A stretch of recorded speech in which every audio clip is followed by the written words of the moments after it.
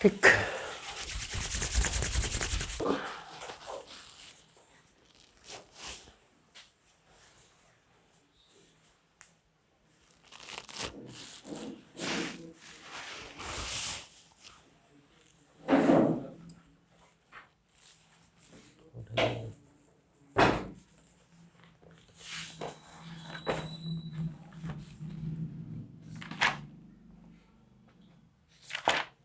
मुझे लग रहा शुरू नहीं किया पढ़ना।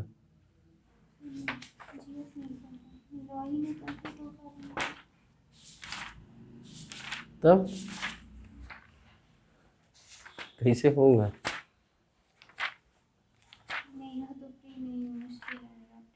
इतना जल्दी काहे हार मान ली?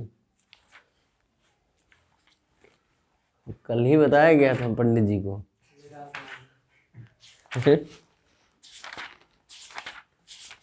कहिए तो डेमो दे दें।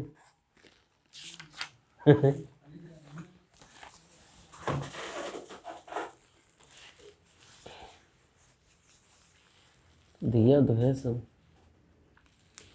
तो भौतिक विज्ञान के जहाँ जहाँ प्रश्न निकल सकता है उसको तेजी से कवर कर लिया जाए और उसके बाद सीधा टेक्नोलॉजी पर आ जाएंगे। तो सबसे पहले हम समझाएंगे ज़्यादा इसमें, ये बात ध्यान रखिएगा। अगर आपको लगता है कि लिखने वाली बात है तो आप स्वयं से लिखने का प्रयास कीजिएगा।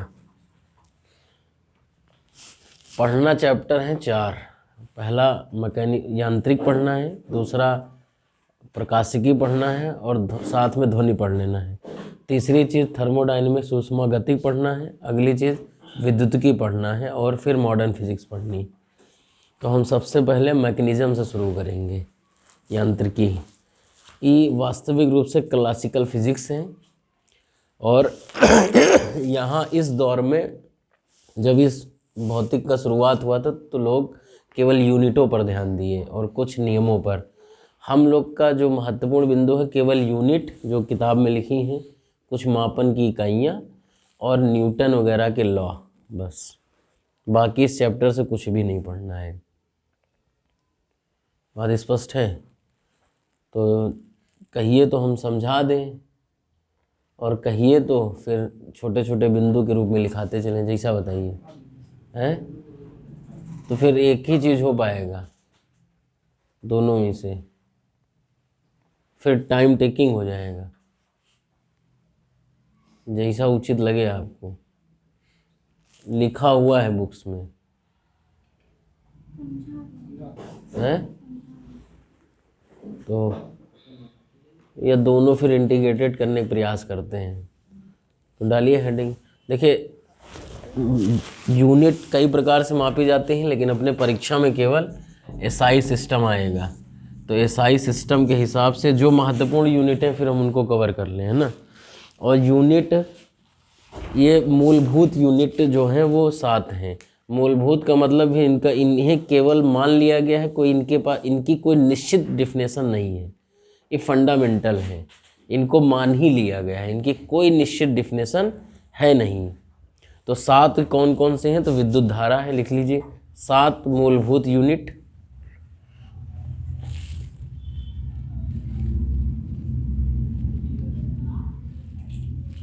बाकी अगर पूरी पढ़ लेंगे तो बहुत अच्छी बात रहेगी।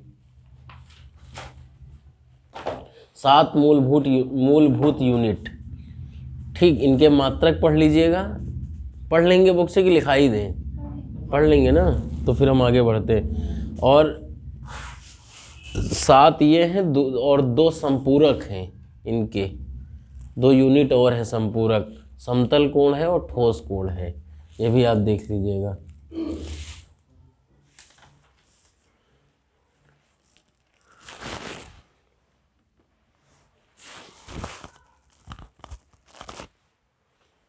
ठीक बात। और यूनिट जो हैं वो खगोलीय एस्ट्रोनॉमिकल यूनिट हैं। और प्रकाश वर्ष समझते हैं? प्रकाश वर्ष का है, ये बात लिख लीजिए। हैं, प्रकाश वर्ष क्लियर है? हाँ तो ठीक।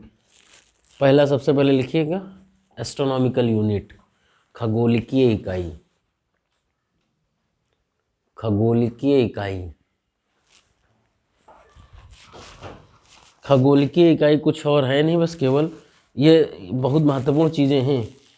पृथ्वी की सूर्य से औसत दूरी को एक एस्ट्रोनॉमिकल यूनिट कहते हैं।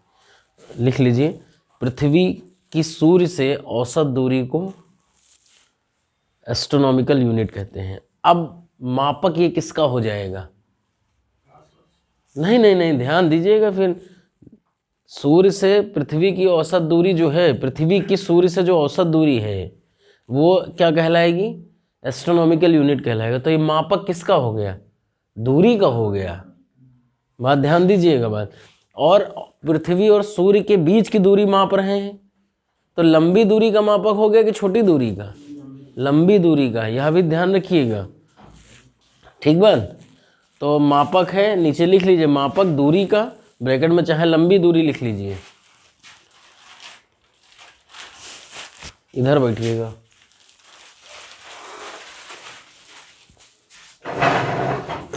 ठीक बात। अब इसका प्रयोग कहाँ किया जाएगा?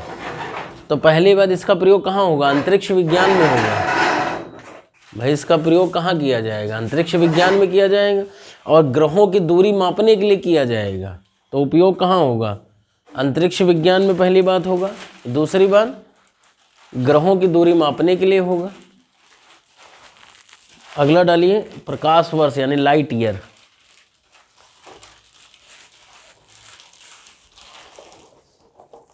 Light year. अब लाइट ईयर क्या है बताइए?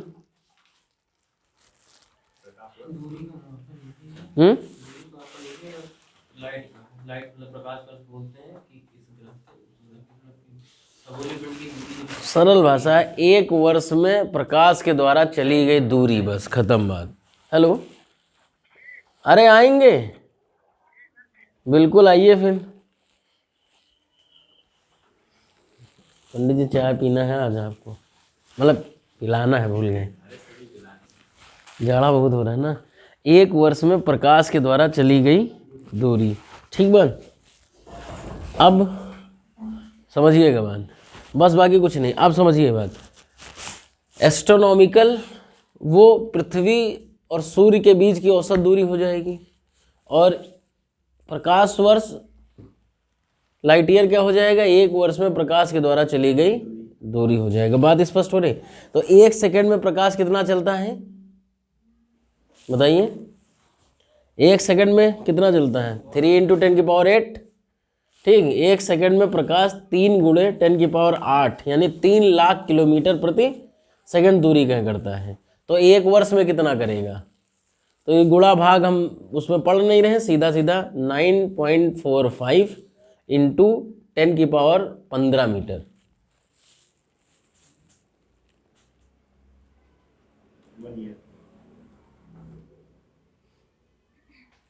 ठीक बात। अगला है पारसेक। पारसेक, देखिए अंतरिक्ष विज्ञान आप में बड़ा अच्छे से दिया है सिलेबस में, तो प्रश्न निकलेंगे। पारसेक, तो ये इसकी डिफिनेशन है कि एक पैरालैक्टिक सेकंड में प्रकाश के द्वारा तय की गई दूरी, एक पैरालैक्टिक सेकंड में, अब ये सारे बिंदु समझाने के हैं लेकिन समय अभाव। एक पैरालैक्टिक सेकंड में प्रकाश के द्वारा तय की गई दूरी क्या कहलाएगा? एक पारसेक कहलाएगा। और एक पैरालैक्टिक सेकंड कितने बराबर? तो 3.5 प्रकाश वर्ष होता है। 3.26 प्रकाश वर्ष के बराबर होता है। मतलब 3.25 वर्ष में तय की गई दूरी क्या कहलाएगी?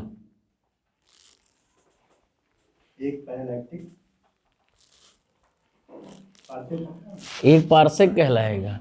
तो अब अगर दूरी की बात करें, लंबी दूरी की बात करें, तो सबसे लंबी दूरी किसकी हो जाएगी?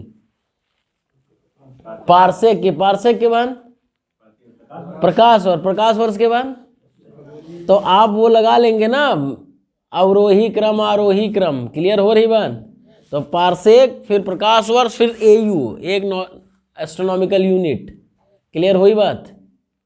स्पष्ट है बात? इसी प्रकार से ऊर्जा की इकाई आप जानते हैं क्या है? हैं? तो हम कैलोरी कह दे तो है ना?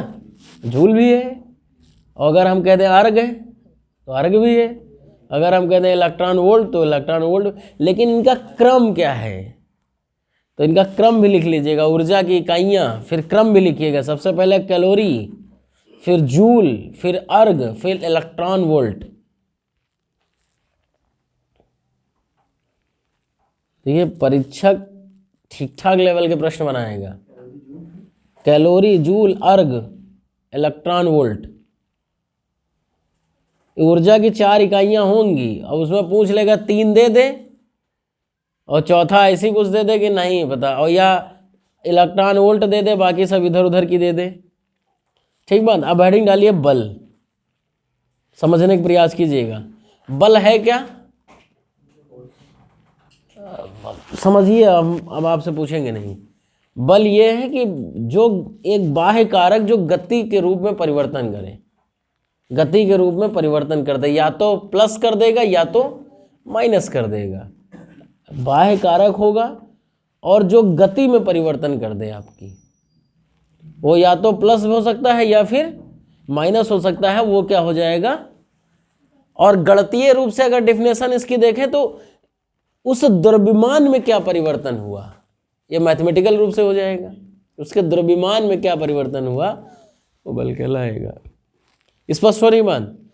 तो बल 4 प्रकार के होते हैं, लिखते चलिएगा साथ में।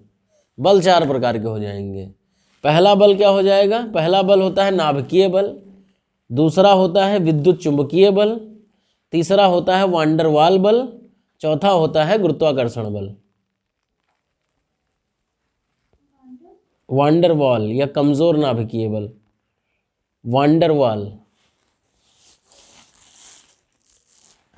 अब पहला न्यूक्लियर फोर्स की बात करते हैं गुरुत्वाकर्षण बल। अब पहला नाभिकीय बल है। अब नाभिकीय बल ब्रह्मांड का सबसे प्रबलतम बल है, सबसे ताकतवर, लेकिन सबसे कम दूरी पर लगता है, अत्यंत कम दूरी। यानी जब दूरी 10⁻⁻15 यानी फेम्टोमीटर, फेम्टोमीटर जो होता है वो उतनी दूरी तक केवल लगेगा, उससे आगे की दूरी पर नहीं। इसीलिए यह बल मिलता है परमाणु के केंद्र में। बात स्पष्ट हो। और इसी बल के कारण प्रोटॉन एक दूसरे से जुड़े हुए होते हैं। समझने की बात यह है केवल, और याद रखने की बात केवल ये इतनी है कि यह बल मिलेगा कहाँ, परमाणु के केंद्र में। ठीक बात। परमाणु के प्रोटॉन किससे जुड़े हुए हैं, नाभिकीय बल के कारण। दूसरी बात, नाभिकीय बल लगता कितना है, फेम्टो दूरी तक। तीसरी बात, अगली बात याद रखने योग्य है कि सबसे अत्यंत कम दूरी तक लगता है और सबसे प्रबल बल है, सबसे मजबूत बल है। इन बात स्पष्ट हो रही है। तो पहली बात, ब्रह्मांड का सबसे प्रबलतम बिंदु, प्रबलतम बल। ठीक। और लगता कहाँ है, तो सबसे कम दूरी पर, यानी अत्यंत कम दूरी पर लगेगा।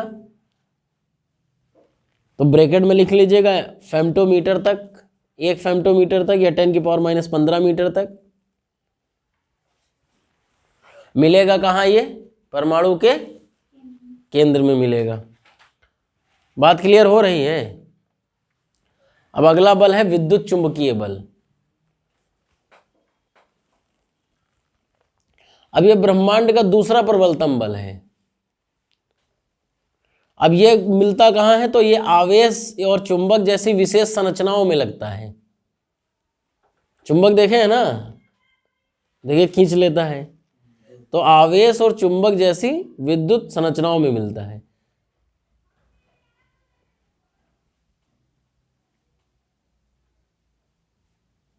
आवेश समझ रहे हैं कि नहीं समझ रहे हैं, चार्ज।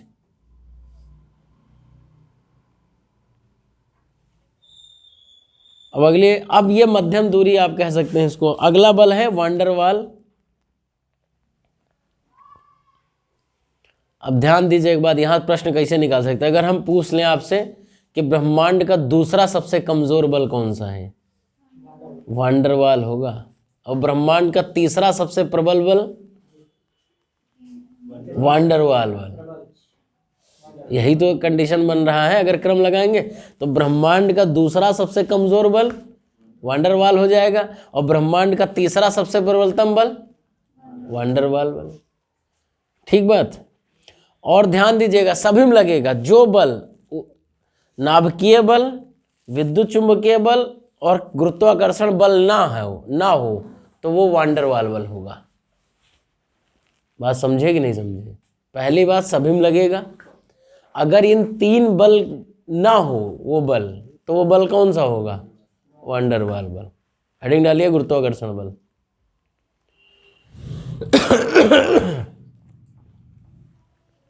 अब ब्रह्मांड का सबसे कमजोर बल है गुरुत्वाकर्षण बल, और इसकी विशेषता यह है कि अनंत दूरी तक है लगता है। ये गुरुत्वाकर्षण बल अनंत दूरी तक लगेगा, और जिसके पास द्रव्यमान होगा उस पर लगेगा, द्रव्यमान नहीं होगा तो नहीं लगेगा।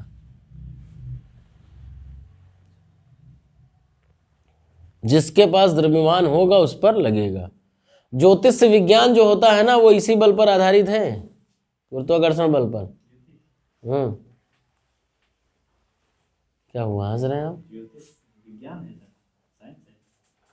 तो ज्योतिषी क्या है? साइंस नहीं है वो, एक प्रकार का साइंस ही तो है। प्रिडिक्ट, हाँ, और क्या, एस्ट्रोलॉजी साइंस ही तो है एक प्रकार का भाई। अब आपको क्या लगता है, दर्शन है? फालतू नहीं है, हल्के में ना लो ये चीज। फालतू होता तो बड़े बड़े बुद्धिमान लोग क्यों पड़े होते उनके पास। सही भी चीज मानो तो महादेव नहीं पत्थर, सीधा सा फंडा है। अब न्यूटन पर हम आ रहे हैं, इतनी बात क्लियर। अगर इसमें कोई कंफ्यूजन हो तो बताइए आप, जल्दी बताइए।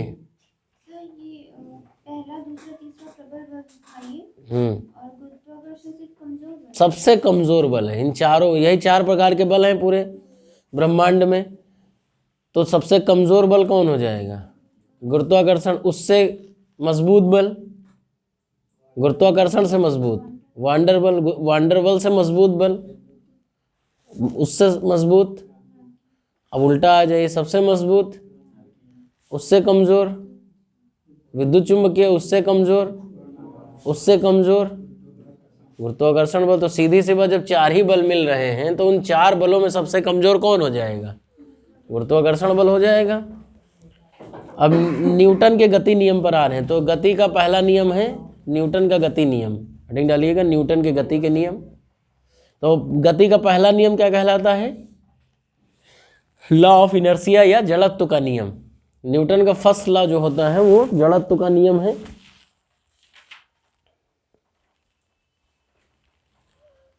तो वही बात है कि अगर कोई वस्तु विराम अवस्था में है तो विरामावस्था में रहेगी, है ना। अगर कोई चल रही है तो चलती रहेगी। इसे फालतू बातें हैं।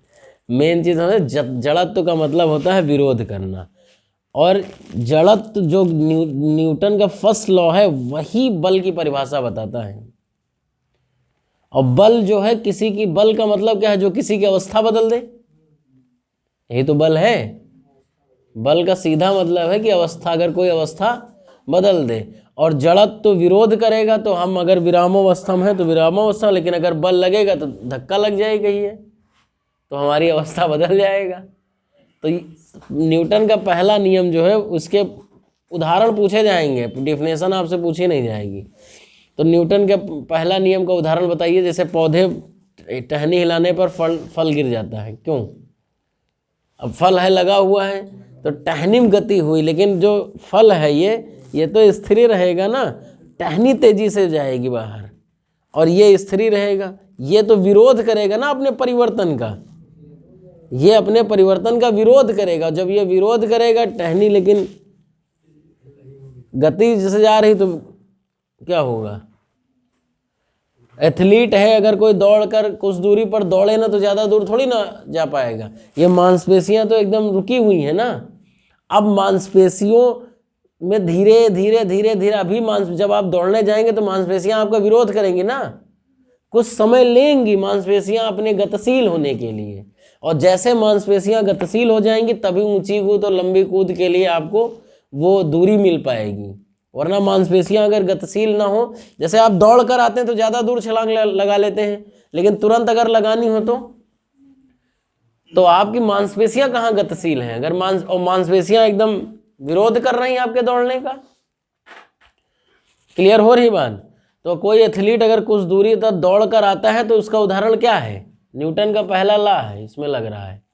ठीक, घुड़सवार वाला उदाहरण, गाड़ी अचानक चलने पर है ऊपरी हिस्सा पीछे जाएगा और ब्रेक लगा रहे हैं तो आगे जाएगा, ये हिस्सा गतिशील है, लेकिन ऊपर वाला हिस्सा स्थिर है, जड़त्व का नियम लगा रहा है, ये विरोध कर रहा है अपने गतिशीलता का।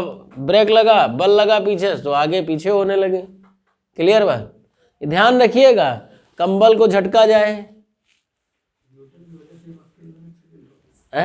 अगर कंबल झटका जा रहा तो जो कंबल के कण हैं वो स्थिर हैं, लेकिन कंबल के धागे गतिशील हो गए।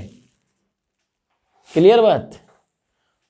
बस इतने हैं। एक रस्सी वाला उदाहरण है, अगर कोई मान लीजिए पंखे की रस्सी अगर बांध दी जाए, अगर आप सीधे खींचते हैं तो बीच से टूट जाएगी, लेकिन अगर आप धीरे धीरे धीरे उसको हिलाते रहेंगे, उसके बाद अगर वहाँ बल पहुँचेगा फिर रस्सी उसी पॉइंट से टूटेगी। ये बड़ा बढ़िया प्रैक्टिकल है, समझ रहे हैं। और अगर जब स्टेशन वाला उदाहरण है, गेंद ऊपर फेंकने पर, सब प्रैक्टिकल कर लीजिएगा, पढ़ लीजिएगा एक बार। ठीक बात। लिखा है क्या है सब बातें? PDF इसका नहीं समझ पाएंगे आप, सब उल्टा उल्टा लिखा है। चलिए ठीक है, भेज देंगे। अब गति का दूसरा नियम क्या कह रहा है? गति से दूसरा नियम जो है बल का गणितीय मतलब मापक बताता है, बल कितना लगा है। न्यूटन का दूसरा नियम जो बता रहा है कि बल यही बता देगा कि बल कितना लगा है, गणितीय माप दे रहा है। समझ रहे हैं बात? यानी जितना परिवर्तन ज्यादा उतना बल, यही तो बात है। जितना कम परिवर्तन उतना बल कम। स्पष्ट हो रही बात? तो जैसे इसका उदाहरण सबसे बेहतर न्यूटन के सेकंड लॉ का कैच लेना। तो बल क्या है? टुकड़ों में तोड़ दिया जा रहा है। अगर आप सीधा गेंद रोकेंगे तो गेंद उछल जाएगी, क्योंकि उतना ही बल, लेकिन अगर आप धीरे धीरे हाथ जब नीचे लेके जाएंगे तो वही चीज तो बता रहे, तो बल टूटता चला जा रहा है।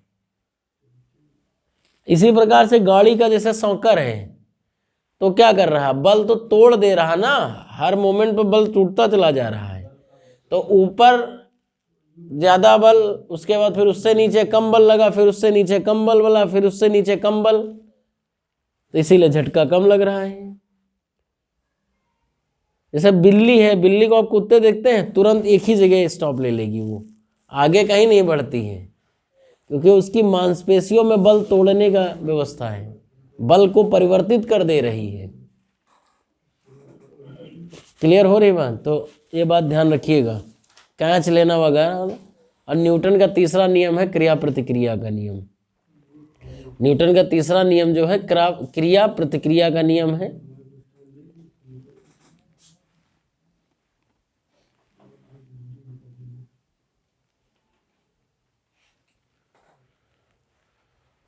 क्रिया प्रतिक्रिया, इसका मतलब यह है कि क्रिया किसी और पर तो प्रतिक्रिया भी किसी और पर होगी।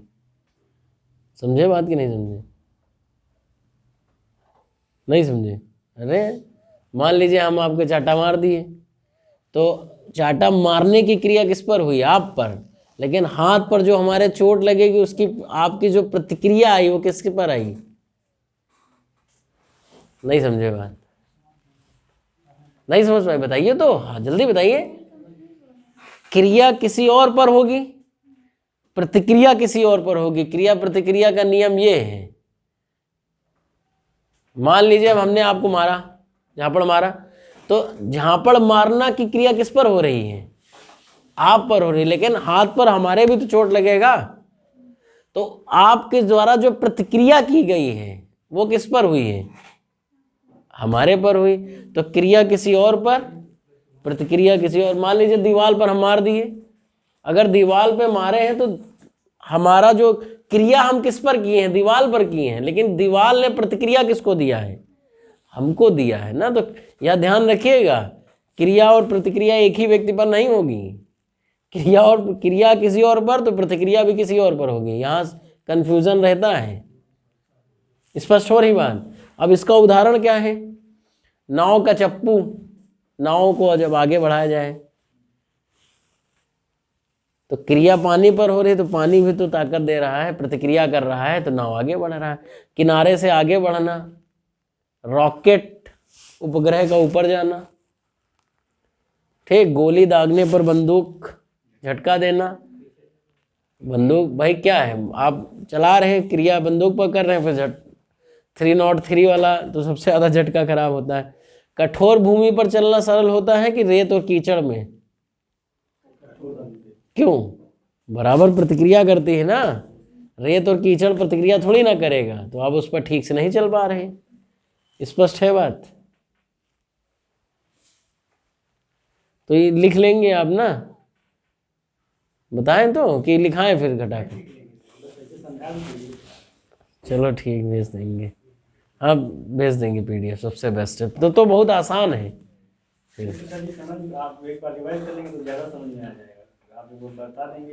नहीं, जो हम समझा रहे हैं वो समझ में आ रहा है। कुएं से पानी खींचते समय अगर रस्सी टूट जाए तो क्या होता है? व्यक्ति पीछे जाता है ना। तो क्रिया प्रतिक्रिया का उदाहरण है। उदाहरण पूछे जाएंगे, ध्यान रखिएगा। अगर आप ठीक से क्लियर नहीं रहेगा ब्रेन में तो फिर फंस जाएंगे। तो कहें तो फिर लिखाएं, और क्या लिखाने में, लेकिन समय व्यर्थ होगा, है ना। अब अगला टॉपिक है बलाघूर्ण। टॉपिक लिखते रहिएगा लेकिन। बलाघूर्ण। बलाघूर्ण क्या है? तो बल, अगर आपसे पूछा जाए बल, तो दो बलों का परिणाम है बलाघूर्ण, और कुछ नहीं। दो बलों का परिणाम है। जब बल दो विपरीत दिशाओं में लगाए जाए, लेकिन उनका जो प्राप्त परिणाम है वो बलाघूर्ण कहलाता है। जो बल विपरीत दिशा में लगाए जाएं तो प्राप्त परिणाम बलाघूर्ण कहलाता है, ठीक। इसका उदाहरण भी मतलब वो सूत्र भी है, बल गुणे बल से अच्छी की दूरी। वो सब बेकार की बातें हैं। आप केवल इतनी बात है, बलाघूर्ण क्या है? तो दो बलों का परिणाम है। बल किधर लगते हैं? ये विपरीत दिशा में। बस इतनी बात ध्यान रखनी है। तो इसका उपयोग नल की टोटी में, नल की टोटी देखिए खोलते हैं ना, तो दो बल विपरीत दिशा में लग रहे हैं ना। उदाहरण, दरवाजा कब्जा दूर लगाया जा रहा है, अगर कब्जा पास लगा दिया जाए तो नहीं खुल पाएगा ना। हैंड पंप का हत्था क्यों लंबा रखा जा रहा है? आसानी रहे। रिंच द्वारा नट बोल्ट को घुमाए रहे, ठीक बात। ये बात ध्यान रखिएगा। समझ में आई बात कि नहीं आई?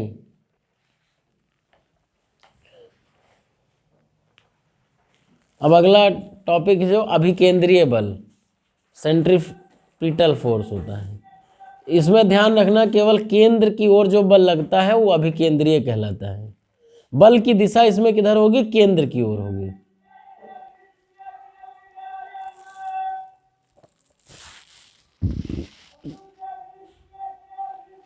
जब कोई व्यक्ति कोई वस्तु घूर्णन या परिक्रमण करती है तो बल जब केंद्र की ओर लगे तो अभिकेंद्रीय बल कहलाएगा। अगला है अपकेंद्रीय। इसके उदाहरण भी हैं, लेकिन जैसे पृथ्वी सूर्य के चारों ओर परिक्रमण कर रही तो अभिकेंद्रीय बल के कारण।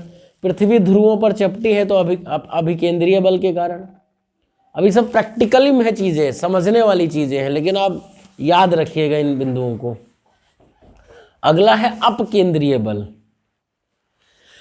तो ये एक प्रकार का आभासी बल है जो केंद्र के प्रति लगता है। जब अभिकेंद्रीय बल लगता है तो महसूस होता है कि एक अपोजिट बल भी हमारे कार्य कर रहा है। ये आभासी बल होता है, ठीक बात। और ये हमेशा अभिकेंद्रीय बल का विरोध करेगा। भैया उधर देखिए बोतल हमारा रखा होगा, दे दीजिए। यह हमेशा अभिकेंद्रीय बल का विरोध करेगा और इसका मान उतना ही होगा जितना अभिकेंद्रीय बल का होगा। ठीक बात।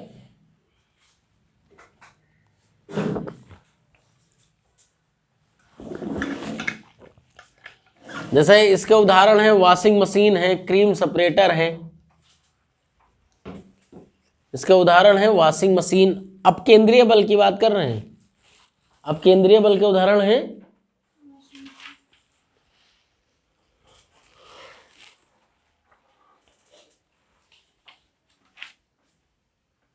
वॉशिंग मशीन है और दूध से मक्खन निकालने वाली मशीन।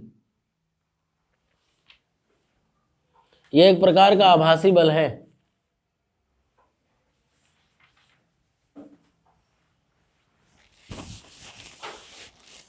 अब अगला है घर्षण बल।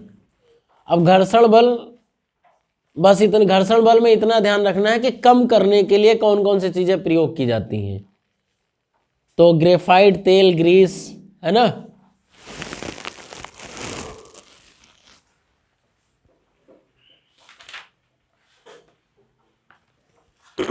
अगला है असंजक बल।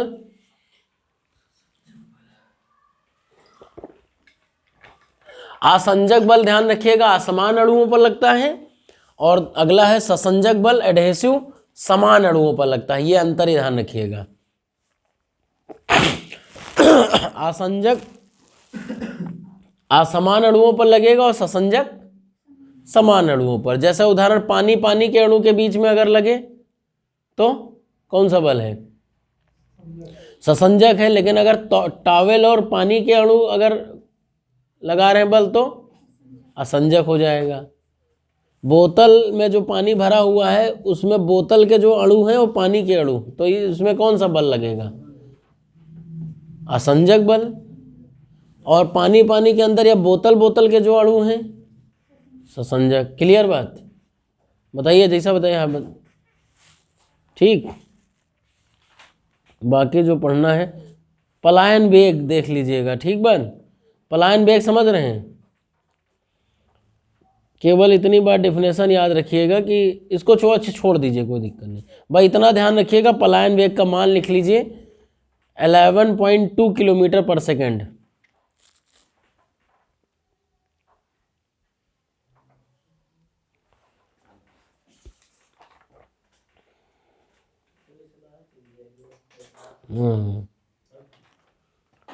तो इसमें एक बात लिख लीजिए कि यह गुरुत्वीय त्वरण के समानांतर होता है।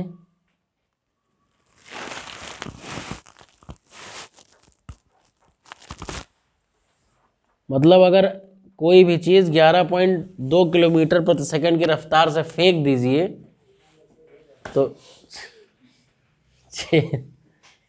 तो वो सीधा ब्रह्मांड में पहुंच जाएगी। पलायन वेग ये है कि जो व्यक्ति जो वायुमंडल से बाहर पलायन कर जाए, ऐसा गति जो तो जी के समानांतर होता है, यानी ध्रुवों से विषुवत रेखा की ओर हमेशा कम होगा, है ना।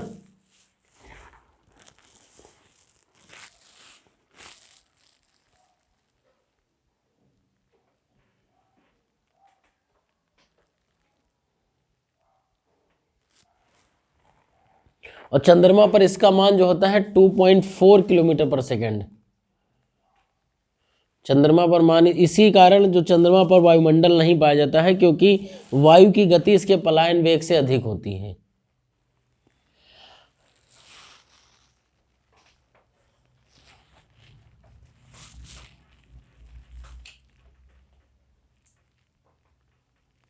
यानी चंद्रमा का पलायन वेग जो है वो पृथ्वी के पलायन वेग से कम है।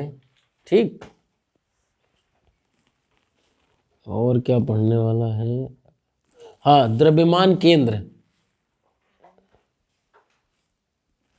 केवल इतनी बात ध्यान रखिएगा, द्रव्यमान खोज की है आर्किमिडीज ने।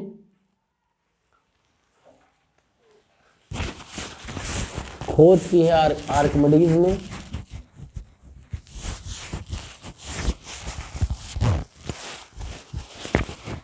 अगर किसी वस्तु का सारा द्रव्यमान एक ही बिंदु पर केंद्रित रहता है तो वह बिंदु द्रव्यमान केंद्र कहलाता है। परीक्षा डिफिनेशन आपसे नहीं पूछेगा, आपसे केवल इतना पूछेगा द्रव्यमान की खोज किसने की है। और यह ध्यान रखिएगा कि किसी वस्तु का सारा द्रव्यमान जब एक केंद्र पर हो जाए या केंद्रित रहता है तो वो बिंदु क्या कहलाएगा, द्रव्यमान केंद्र कहलाएगा। जैसे पीसा की मीनार झुकी क्यों है, द्रव्यमान केंद्र ही कारण तो तिरछी होने के बाद। वाराणसी का एक मंदिर है वो भी बहुत झुका हुआ है, हाँ पीसा की मीनार से ज़्यादा झुका हुआ है लेकिन रुका हुआ है। खोजा है आर्किमिडीज ने यार, सिद्धांत बाद में आएंगे भाई, इतना ध्यान रखो। अभी इसी पर लीवर सिद्धांत दिया था आर्किमिडीज ने। देखिए हमको वही बातें टच करनी है जो परीक्षा में आ जाएं, और इतना महत्वपूर्ण बिंदु नहीं है, ठीक, तो उसको स्किप करते रहिए, वरना कितना दिन बचा है अब, है 38 दिन, तो 12 फरवरी तक हम लोग का क्लास, 5 ही फरवरी तक तो चलेगा। नहीं तो क्या 12 फरवरी तक पढ़ाया जाएगा, 12 फरवरी तक, हाँ चलो 10 फरवरी तक पढ़ा देंगे जितना। हाँ तुम तो 12 का सको तुम, नहीं हम सोच रहे थे कि एक हफ्ते कम से कम रिवीजन करने तो आपके पास समय रहेगा, एक हफ्ते के बाद है, वरना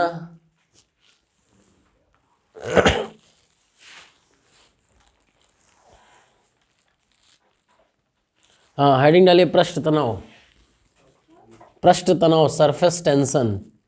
अभी सारे बिंदु समझाने वाले हैं, अरे इतना जल्दी नहीं समझ मिलेगा, आपको लग रहा है, वरना फिर हम बहुत तेजी से चलेंगे।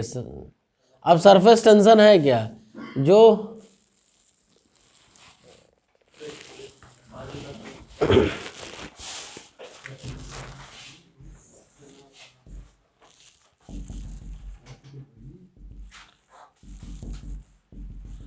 बस सरल भाषा में समझिए, एकदम आसान भाषा।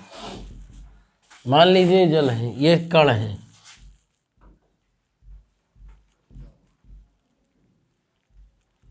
तो ये कण जो है आपस में एक दूसरे की ओर खींचेंगे ना, ये खींचेंगे कि नहीं खींचेंगे, ये सारे कण एक दूसरे को खींचेंगे आपस में अपनी ओर कि नहीं खींचेंगे, चारों ओर के सारे कणों को आपस में खींचते रहेंगे, बल के माध्यम से खींचते रहेंगे।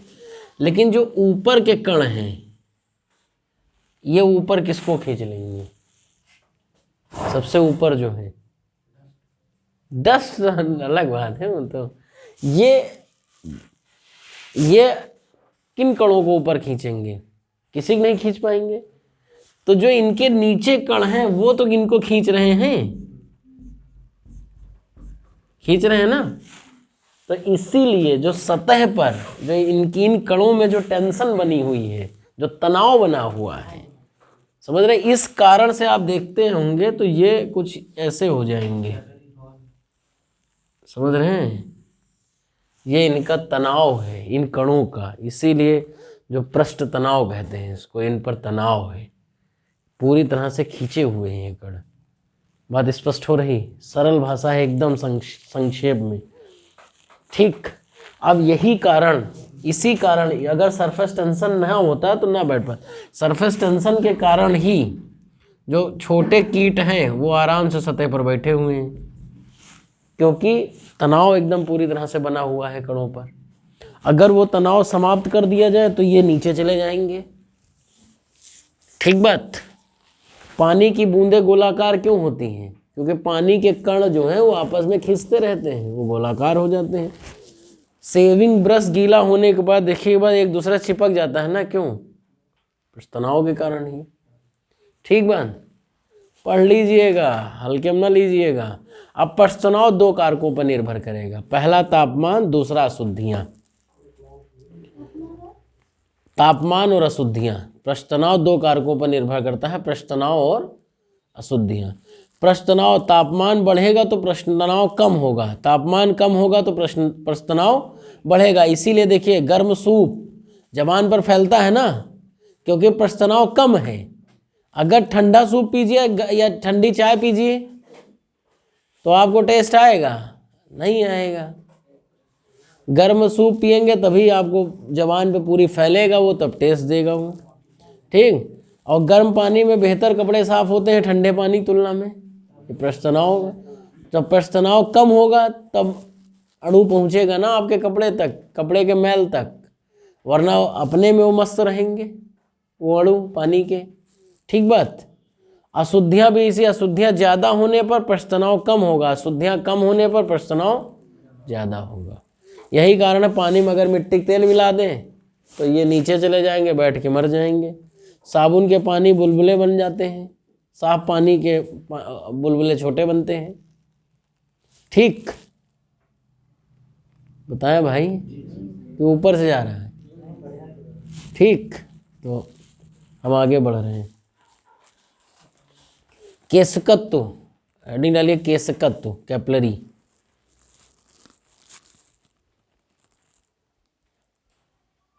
तो केशकत्व एक प्रक्रिया है, मिलती है केश नलियों में।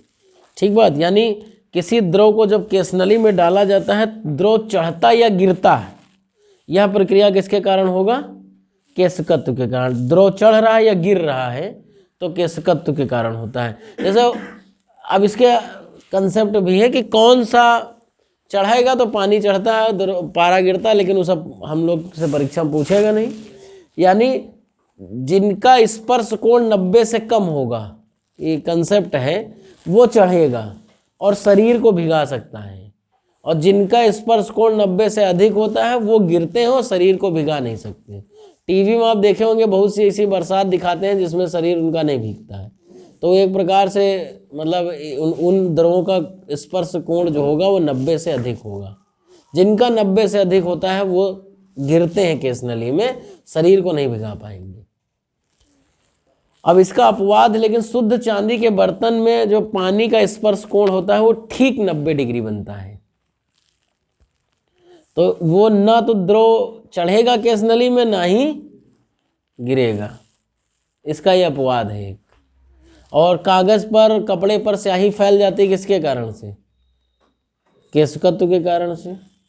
मोमबत्ती, दीपक, लालटेन में स्याही ऊपर बढ़ती है, ईंधन, केशकत्व। तौलिया पानी सोख लेती हैं, केशकत्व के कारण। अगर पौधों में पानी चढ़ना केशकत्व का उदाहरण है कि नहीं है? क्यों?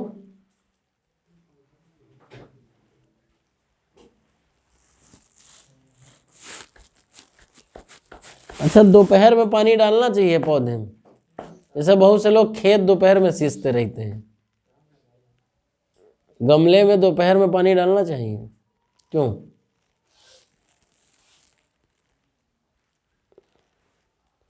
यूं ही सिर मत हिलाया कीजिए, पेड़ सूख जाते।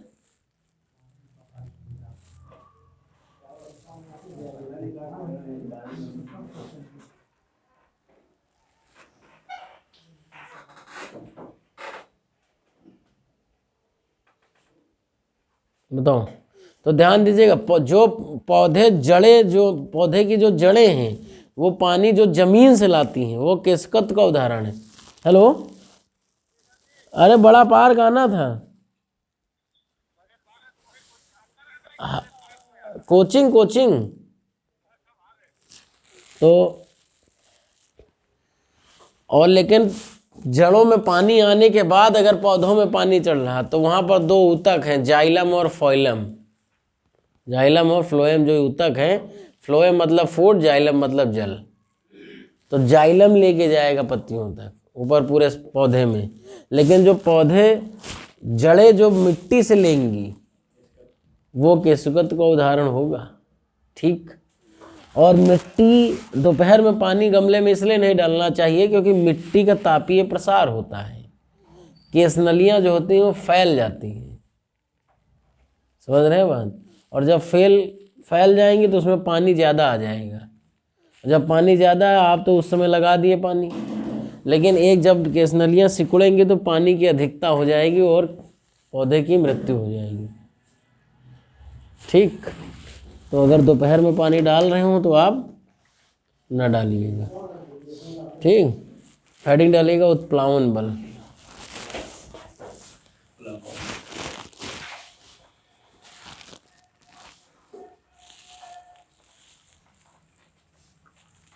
पंडित जी पिएंगे?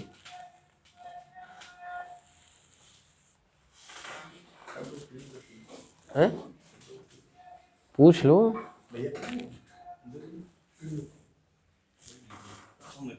अरे पियो, एक और दे दीजिएगा।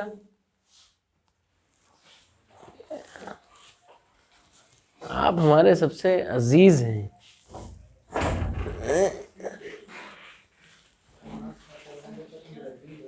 हैं? ओ पकड़िए, चाय पकड़िए। पियेंगे आप? और आप भैया? भैया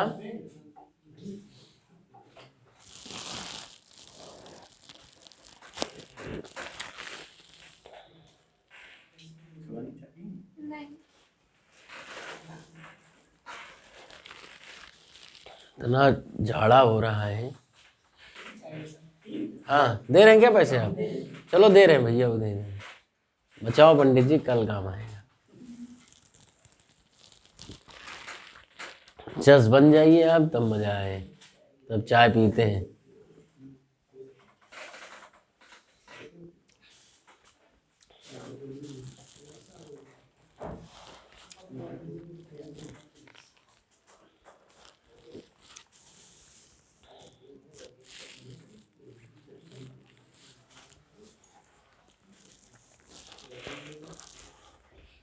क्या?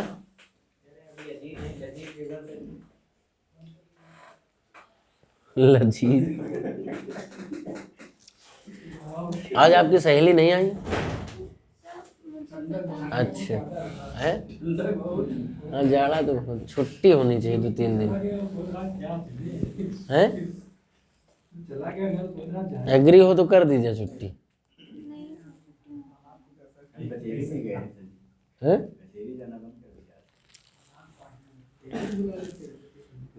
अरे इतना जाड़ा हो गया, मरना है क्या? जीवन रहेगा तो फिर जे हो जाएगा। तो जब जीवन ही नहीं रहेगा तो जे बन के आप करेंगे क्या?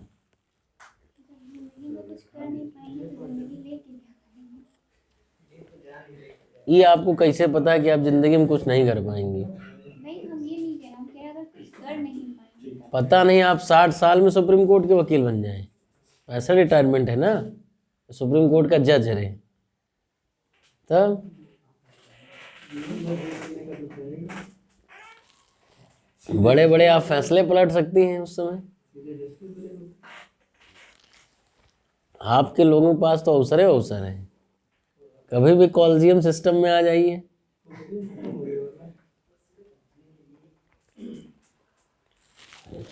मान लीजिए उस दौर में आपका कोई दोस्त प्राइम मिनिस्टर बन गया, यह भी तो संभव है, संभावना है ना।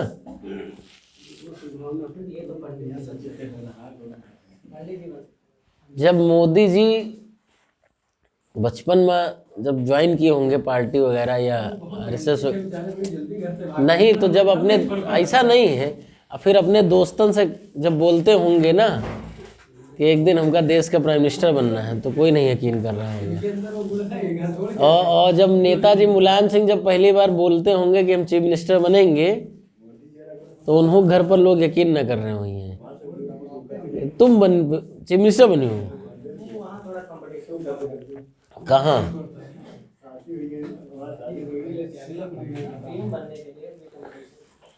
ये तो स्टार हैं भाई, कब क्या होगा आपको नहीं पता है। जिनके पास कुछ नहीं था वो फॉर्च्यूनर से चल रहे हैं, और जिनके पास बहुत कुछ था वो साइकिल भी नहीं उनके पास, वो पैदल चल रहे हैं। आप देखिए चाहे उदाहरण, राहुल गांधी बिल्कुल कह सकते हैं, बिल्कुल हाँ, सब कुछ होते हुए पैदल चल रहे हैं, पूरा भारत घूम रहे हैं पैदल, और सब कुछ है। भाई राहुल गांधी के पास क्या कमी है? सारा संसाधन है।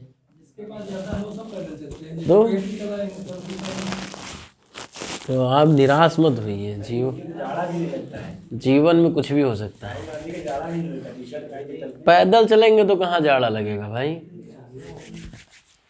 जाड़ा राहुल गांधी नहीं लग रहा, दिक्कत लोगन का हो रही है।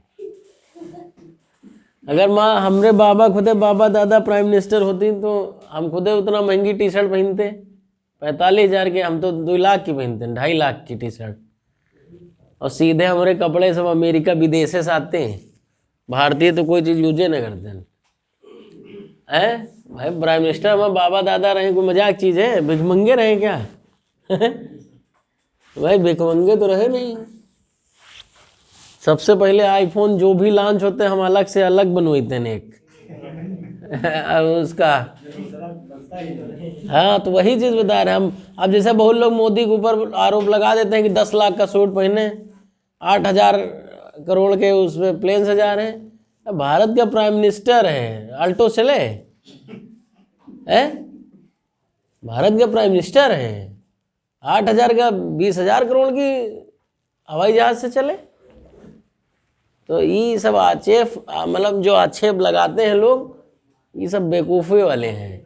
मंत्री अल्टो चलेगा, मोटरसाइकिल स्प्लेंडर चलेगा, फॉर्च्यूनर चलेगा? तो ये सब बेवकूफ़ के आक्षेप हैं। तो उत्प्लावन बल आइए किसके? नहीं नेता वाले बात नहीं, मतलब वाजिब बात है। जैसे भारत का डिस्ट्रिक्ट जज, भारत का करें, अगर यहाँ का बाराबंकी डिस्ट्रिक्ट जज अगर बाराबंकी से निकले, अगर रोड ना बंद हो, मतलब उसके लिए पहले पास ना दिया जाए, तो इतना मेहनत करने का फ़ायदा आपका क्या निकला? डिस्ट्रिक्ट जज बनने का कोई बेनिफिट निकला? भाई जो आपको अगर सुविधा नहीं मिल पा रही है, आप इस सुविधा के लिए तो तप रहे इतना ठंडी में हैं। तो अगर आपके लिए, अगर जैसे मान लिया आप अपने ऑफिस चैम्बर में जा रहे हैं, अगर 10 लोग आपको खड़े होकर अगर सलूट नहीं कर रहे हैं, तो फिर आपको पढ़ाई करने का मतलब क्या निकला? तो यह भी तो बात है। तो ये चीज़ें हैं। अब अगर आप सदरी पहन के चले गए, मान लीजिए आपका कोर्ट वकील हैं बड़े, 20,000 का कोट पहन लिए, PCS जे हैं, अब कोई वहाँ आक्षेप कर दे आपसे कि 20,000 का कोट पहन लिए आए जज साहब, अरे जे हैं यार, 20,000 नहीं पहनेंगे भाई? 20,000 30,000 का पहनूं?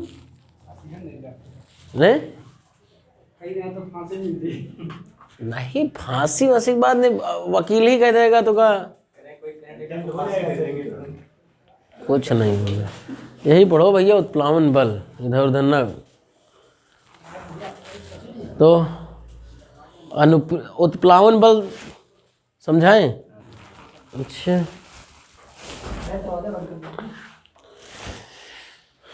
एक तरह से समझिएगा बात, बाकी कुछ नहीं है। अगर कोई वस्तु 1 किलोग्राम की है, उसको जल में आप डालें तो उसका भार कम हो जाता है। पहली बात, जितना भार कम हुआ है वही उत्प्लावन बल है। समझ में आई बात कि नहीं आई? आप पानी में कूदे तो आपका भार, पहले प्रैक्टिकल समझिएगा फिर डिफिनेशन पे आ रहे हैं। आप अगर पानी में कूदिए तो आपको अपना भार कम फील होता है कि नहीं होता है? कि बराबर फील होता है? कम होता है, कोई भी कम फील होता है। तो जो कम फील हुआ है वो पहली बार उत्प्लावन बल है। ठीक बात, स्पष्ट हुई बात? अब उत्प्लावन बल ऊपर की ओर जाएगा। आप तो जा रहे हैं नीचे, आप अपना बल लगा रहे हैं, जल अपना बल लगा रहा, तो जो भार में कमी आई है वही तो उत्प्लावन बल है। समझ में आई बात कि नहीं आई? स्पष्ट हुई बात? सिद्धांत आर्किमिडीज ने दिया है। ठीक, अब इस समझिए एक बात, समुद्र के पानी में तैरना आसान होता है स्वच्छ पानी की तुलना में। क्यों? समुद्र के पानी का घनत्व ज्यादा है और आपका घनत्व कम है। मान लीजिए, जैसे आपका एक उदाहरण मान लीजिए कि आपका घनत्व मान लीजिए 10 है, समुद्र के पानी का घनत्व 15 है और स्वच्छ पानी का घनत्व 8 है। इसको आप समझ लीजिए एक तरह से भार, लड़ाई करने के लिए। तो आप इससे जितना आपको सरल रहेगा कि इससे जितना सरल रहेगा? 8 वाले जितना आसान रहेगा। समझ रहे हैं बात? और अब इस पे आप कूद रहे हैं, ये कमजोर है, ये कमजोर है, ये बहुत मजबूत है। तो अगर आप इस पे कूदेंगे तो क्या होगा? दब जाएगा ना। और इससे अगर ये ठोस हुआ तो आप चोट खाएंगे, लेकिन अगर ये थोड़ा स्पंज टाइप में हुआ तो आप बहुत तेजी से ऊंचे जाएंगे। बात स्पष्ट हो रही? सेम चीज समुद्र के साथ भी। समुद्र का घनत्व तो आपसे कई गुना ज्यादा है। जब घनत्व ज्यादा है, आपका घनत्व कम है, तो आप तैरते रहेंगे उस पे। स्वच्छ पानी का घनत्व कम होता है समुद्र पानी की तुलना में, इसीलिए स्वच्छ पानी में आप डूब सकते हैं क्योंकि वहां का घनत्व कम है। लेकिन समुद्र में आप डूबेंगे नहीं क्योंकि उसका घनत्व ज्यादा है। बात समझ में आई कि नहीं आई? स्पष्ट हुई बात? इसीलिए समुद्र के पानी में तैरना आसान होता है नदियों की तुलना में, क्योंकि समुद्र के पानी का घनत्व ज्यादा होता है। लोहे की कील डूबी लेकिन जहाज नहीं डूबता। बताइए। घनत्व नहीं, यहां घनत्व मत लगाइएगा, संरचना पहले आप समझिए बात थोड़ी देर के लिए। फिर यहां उत्प्लावन बल का कंसेप्ट भूल जा रहे हैं। फिर उत्प्लावन बल का कंसेप्ट, लोहे की कील कितना पानी हटाएगी? अपने भार के बराबर पानी हटा पाएगी? उस पर भार लगा पाएगी? नहीं लगा पाए। लेकिन जो जहाज है वो अपने भार के बराबर पानी जब हटाया, मान लीजिए, तो जो हटाया गया पानी है वो भी तो बल ऊपर लगाएगा। समझ पाए बात कि नहीं समझे? तो जल का विस्थापन ज्यादा करेगा। जब जल का विस्थापन ज्यादा होगा तो जो नीचे से भार लगेगा वो ज्यादा लगेगा ना। इस सरल भाषा में हम समझा रहे हैं, एकदम सरल करके। यही चीज समझना है केवल। तो जो जहाज है पानी को ज्यादा हटाएगा अपने भार की तुलना में। जितना उसका भार है उससे ज्यादा वो पानी हटा रहा है। और जब पानी ज्यादा हटा रहा है तो उत्प्लावित होगा ना, पानी भी तो ऊपर भार लगाएगा, तो जहाज अपने आराम से चलता रहेगा। लेकिन कील कहाँ कर पा रही? कील जितना पानी हटा रही उससे ज्यादा कील का भार है। बात क्लियर हो रही? और समुद्र का घनत्व तो ज्यादा है, समझिए बात। समुद्र का घनत्व तो ज्यादा है तो पानी भी तो ज्यादा हटेगा, यानी समुद्र का पानी का भार ज्यादा हो जाएगा। और स्वच्छ पानी हटेगा, पता चला जितना नाव का भार था उससे कम ही भार का पानी रहा। अब यहां घनत्व का कंसेप्ट लगाइए। समझे कि नहीं समझे बात? बताएं तो, नहीं समझ में आए तो और तरीके हैं, फिर से बताएं। चलो, समझना बहुत जरूरी है। अगर समझ गए तो सारा खेल क्लियर है। समझिए बात। सबसे पहली बात समझिए, लोहे की जो कील है, मान लीजिए 1 किलोग्राम की है।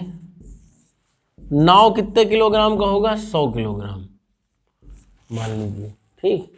समुद्र का जो पानी होता है इसका भार घनत्व ज्यादा रहेगा।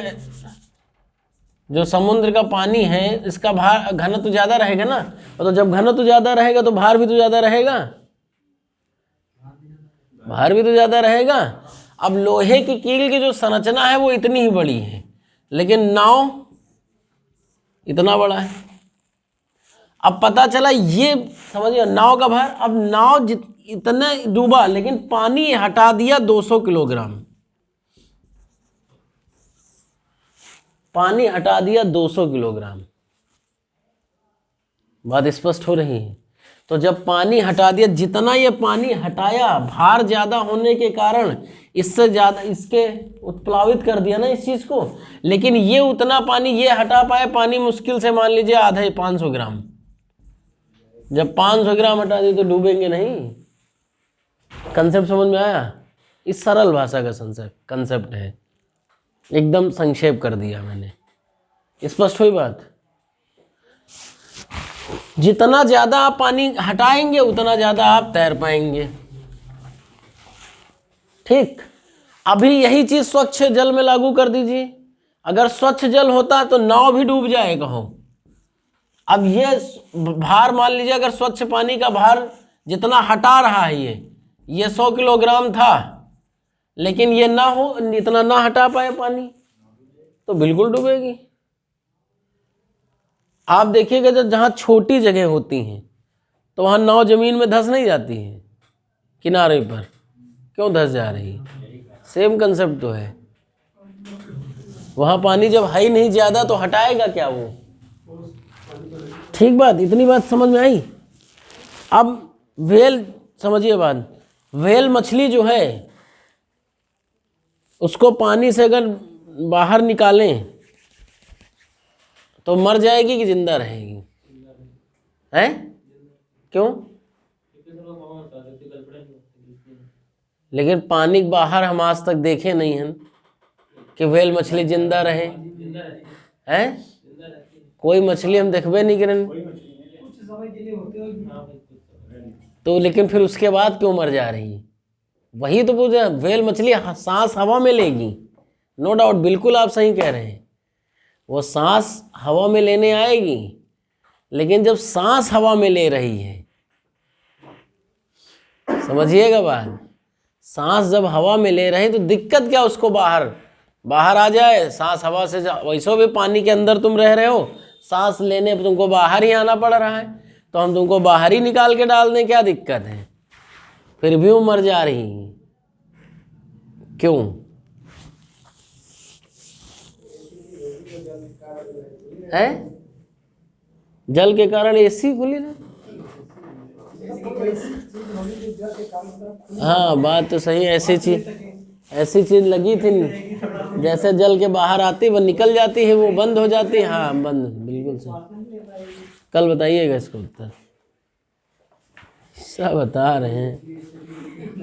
एक चीज ध्यान रखिएगा, अदिश और सदिश राशियों में एक कंसेप्ट है, 95% स्थिति में जो वाह और बा है, 90% की स्थिति में बा और वाह वो सदिश राशि होगा। ये बात ध्यान रखिएगा, बा और वाह। अब आपका काम है कि जो ना हो उनको आप देख लीजिए। अरे जैसे वेग है, संवेग है, समझ रहे हैं ना बात, और विद्युत धारा विस्थापन, ये सब पूछा नहीं जाता आपसे कि सदिश राशि हैं कि अदिश राशियां हैं। तो सदिश राशि लगभग 90% जो है उसमें बा और वाह आता है।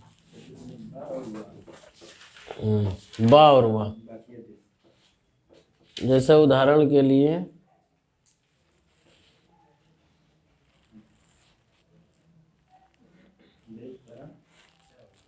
जैसा त्वरण है, सदिश राशि है, लेकिन इसमें बा और वाह नहीं है।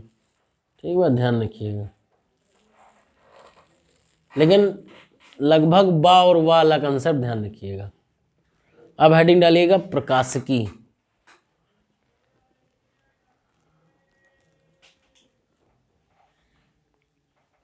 तो इसमें सबसे पहले हेडिंग डालिए प्रकाश।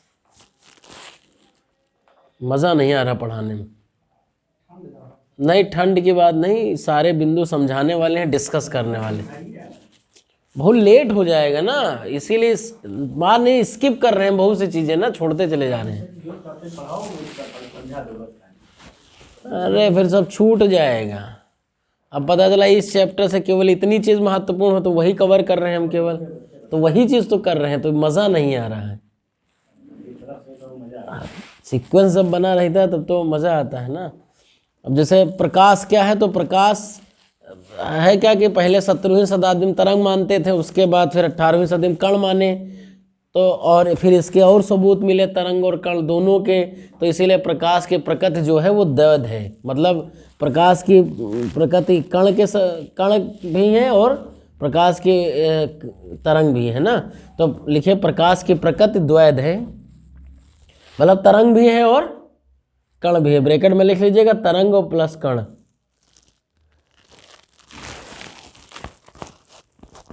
अब इसके लिखिए प्रकाश कण प्रकृति का है, इसके लक्ष्य सबूत।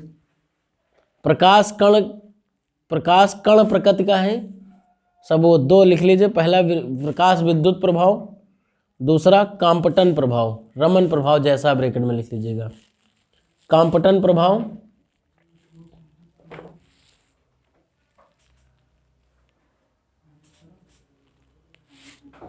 काम्पटन प्रभाव प्रभाव काम्पटन प्रभाव ब्रैकेट में लिख लीजिएगा, रमन प्रभाव जैसा। अब इसको समझाने के लिए हम ज़्यादा अंदर नहीं जा रहे हैं, लेकिन समझना चाहिए था, ये नहीं समझाएंगे, इतने से काम चल जाएगा आपका। अब दूसरा लिखिए, प्रकाश तरंग प्रकृति का है सबूत। पहला है ध्रुवण, दूसरा है विवर्तन, विवर्तन।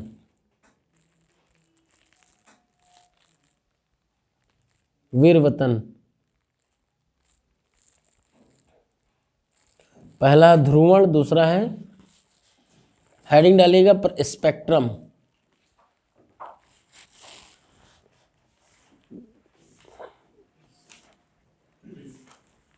कल शायद आपका छुट्टी रहे, ध्यान रखिएगा, कंफर्म नहीं, शायद।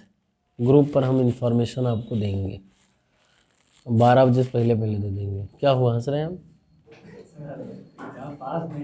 अरे तो एक दिन 4-5 घंटे पढ़ा देंगे ना। कल हमको माता जी की अपनी दवा लेने जानी है ना, शायद अगर जाएंगे तो फिर एग्ज़ाम आए, फिर जहाँ जो आए, तो छुट्टी ज़रूरी है। एक दिन हम ज़्यादा पढ़ा देंगे ना, 9-10 बजे तक पढ़ा देंगे, बस।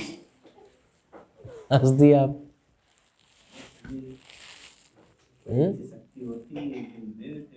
स्पेक्ट्रम काट दीजिए, स्पेक्ट्रम काट, 1 मिनट लिख लीजिए, सूर्य के प्रकाश की विविधता। स्पेक्ट्रम सूर्य के प्रकाश की विविधता, इतना ध्यान रखिएगा बस। हाँ, अब सूर्य के प्रकाश की विविधता ये होती है, तो प्रकाश का स्पेक्ट्रम जो होता है वो तरंगदैर्ध्य और आयाम के आधार पर मापा जाता है, तो मुख्यतः तरंगदैर्ध्य होता है। तो इसमें लिख लीजिएगा, प्रकाश का स्पेक्ट्रम तरंगदैर्ध्य बढ़ते हुए क्रम में, या इसे लिखो कि स्पेक्ट्रम तरंगदैर्ध्य बढ़ते हुए।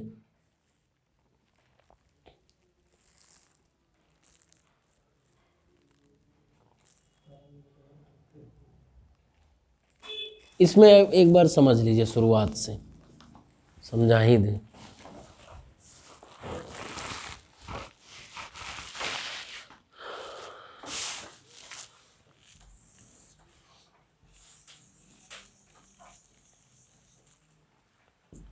तरंग आपको मालूम है कितने प्रकार की होती है?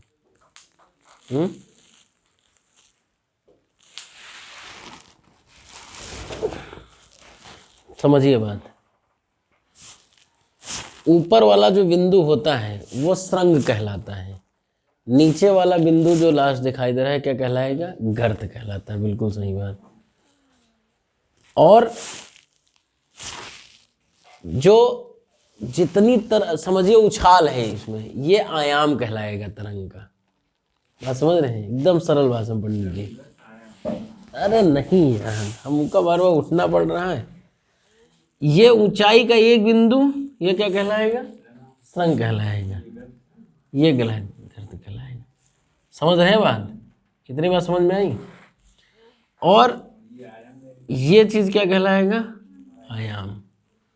क्लियर? ये एक तरंग होगी, मान लीजिए एक तरंग हो गई, तो 1 सेकंड में जितनी तरंग गुजरे, समझिए 1 सेकंड में जितनी तरंग गुजरे, 1 सेकंड में जितनी तरंग गुजर जाए वो उसकी आवृत्ति कहलाएगी।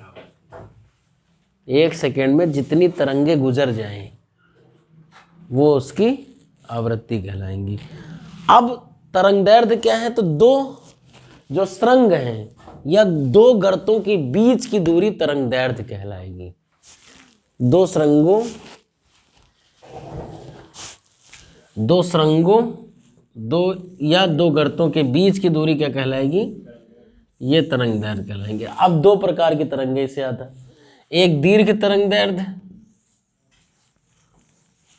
और एक लघु तरंगदैर्ध्य। समझ रहे हैं? इनकी दूरी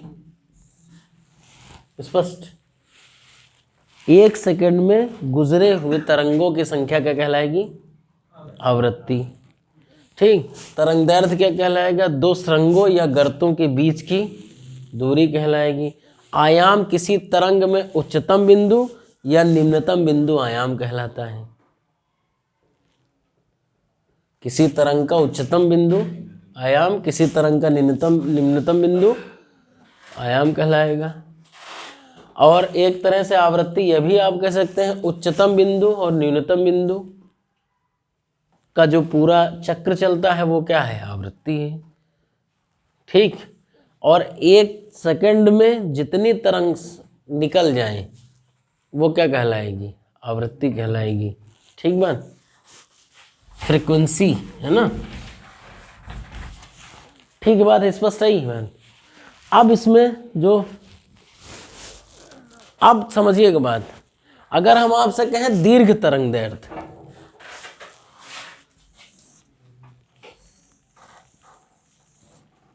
अगर हम आपसे कहें दीर्घ तरंग दैर्ध्य,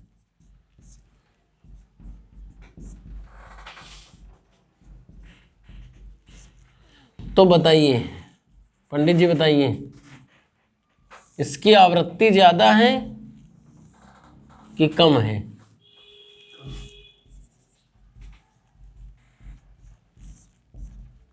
आवृत्ति इसकी ज्यादा है कि कम, बताइए।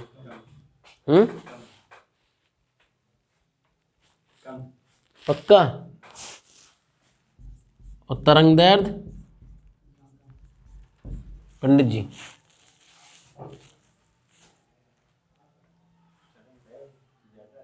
कैसे?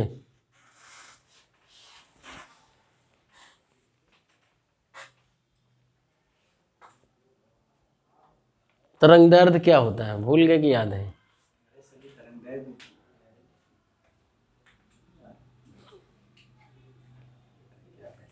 दो सुरंगों या गर्तों के बीच की दूरी। तो दो सुरंगों और गर्तों के बीच की दूरी तरंग दैर्ध्य। यानी दीर्घ तरंग दैर्ध्य की, दीर्घ तरंग दैर्ध्य है, समझ रहे हैं ना, इनमें क्या होगा, दो गर्तों और दूरी ज्यादा होगी, तो तरंग दैर्ध्य इनकी ज्यादा होगी, आवृत्ति इनकी कम होगी, तो ये क्या कहलाएंगी, दीर्घ तरंग दैर्ध्य कहलाएंगी।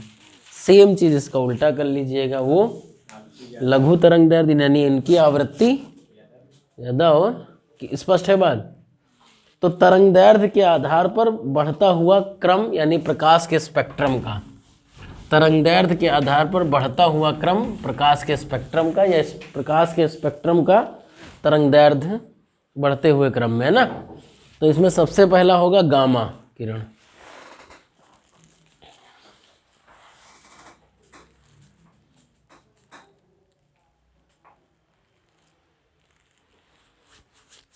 गामा। दूसरे नंबर पर एक्स।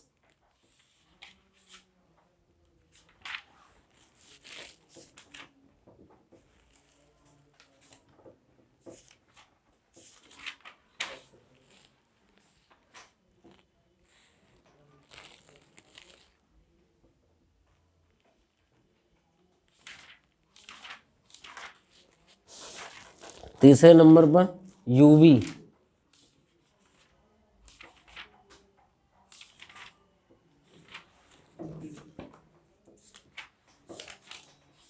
यूवी मतलब, हाँ हाँ, अगले नंबर पर दृश्य।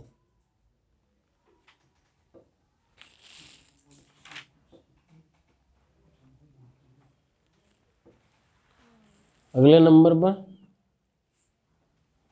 बताइए, अवरक्त इंफ्रारेड। अगले नंबर पर माइक्रोवेव सूक्ष्म। अगले नंबर पर रेडियो।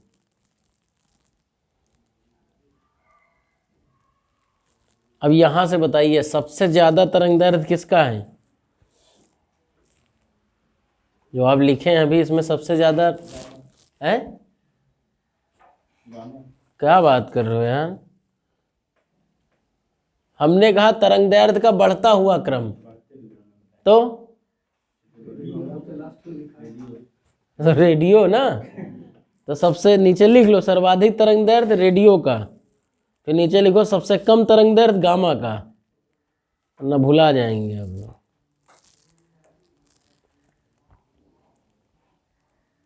तरंग दैर्ध्य और आवृत्ति के मध्य जो होता है व्युत्क्रमानुपाती का संबंध होता है, उल्टा संबंध होता है। यानी तरंग दैर्ध्य अगर ज़्यादा होगा तो आवृत्ति कम होगी। अब इसमें सबसे, अब आवृत्ति के हिसाब से आप लगा लीजिएगा, उल्टा कर लो इसका। सबसे कम आवृत्ति रेडियो की, रेडियो के बाद माइक्रोवेव की, माइक्रोवेव के बाद इंफ्रा की, इंफ्रा के बाद दृश्य की, दृश्य के बाद यूवी की, यूवी के बाद एक्स की, एक्स के बाद गामा की। ठीक बात। यानी सबसे अधिक आवृत्ति किसकी होगी? गामा की होगी। ठीक बात। अब इसमें हमको आगे, अब इसमें जो मानव की आंख है वो कौन सा प्रकाश देखती हैं?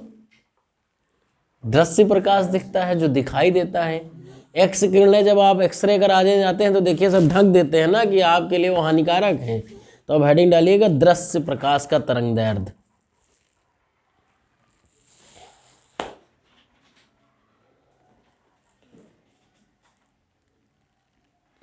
तो दृश्य प्रकाश का तरंग दैर्ध्य लिखिएगा।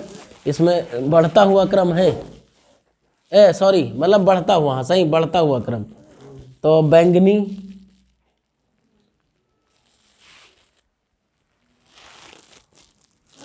उसके बाद जामुनी, फिर नीला, फिर हरा, फिर पीला, फिर नारंगी, फिर लाल।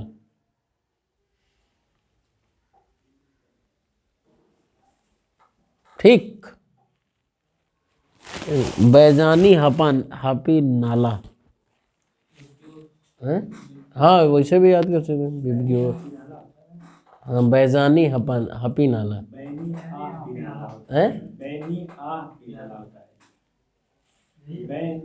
बैंगनी, नीला, आसमानी। अरे यार बैंगनी के बाद जामुनी होता है। बैंगनी आप नाला होता है, बैंगनी, नीला, आसमानी। हाँ तो कहाँ सीख ले हो आप? अरे तो गांव टीचर का छोड़ो, यहाँ का काम लो यार, कमीशन नहीं मानेगा। आसमानी कलर, जो आसमानी आप याद किए हो इनका भूल जाओ। बैजानी हपी नाला याद कर लो बस। हिंदी में अगर याद करना है, अंग्रेजी में याद करना है तो विग्योर याद कर लो, सबसे बेस्ट है। नोट करके लिखे, किसी तरंग की ऊर्जा उसके तरंगदैर्ध्य के व्युत्क्रमानुपाती होती है।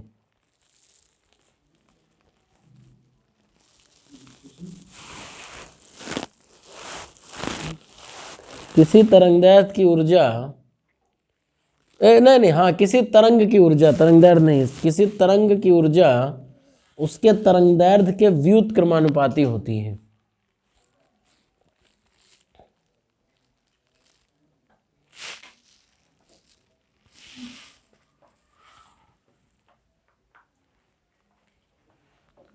ठीक बात। यानी अगर वो तरंगदैर्ध्य के आधार पर आप किसी ऊर्जा निकालेंगे, अगर तरंगदैर्ध्य ज़्यादा है तो ऊर्जा कम, तरंगदैर्ध्य अगर कम तो ऊर्जा ज़्यादा। ठीक बात। हेडिंग डालिएगा विद्युत चुंबकीय तरंगे।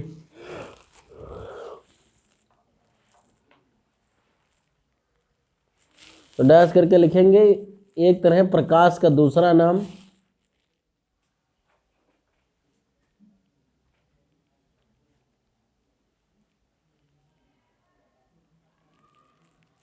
ठीक बा। ये आगे कुछ नहीं, जब प्रकाश विद्युत या चुंबकीय क्षेत्र से गुजारा जाता है तो कहीं नहीं मुड़ता और सीधा निकल जाता है। ठीक बा। इसकी सीधी डिफिनेशन वही जो तरंगे रहती हैं वो विद्युत चुंबकीय तरंगे कहलाती है। यानी यह जो होता है विद्युत चुंबकीय तरंगे जो होती हैं विद्युत और चुंबकीय क्षेत्र से उत्पन्न की जाती हैं, सरल भाषा में। तो इसमें लिख लीजिएगा कि विद्युत चुंबकीय एक तरह से प्रकाश का दूसरा नाम लिख लिए ना, तो लिख लीजिए चाहे जब प्रकाश गलती हो गया, प्रकाश जब विद्युत या चुंबकीय क्षेत्र से गुजारा जाता है तो, अब ये पॉइंट बहुत ज़्यादा समझने वाला था। अरे आप हर चीज़ वही पढ़े हैं, वरना फिर आगे चीजें छूट जाएंगी। जब प्रकाश विद्युत या चुंबकीय क्षेत्र से गुजारा जाता है तो यह कहीं नहीं मुड़ता और सीधा निकल जाता है।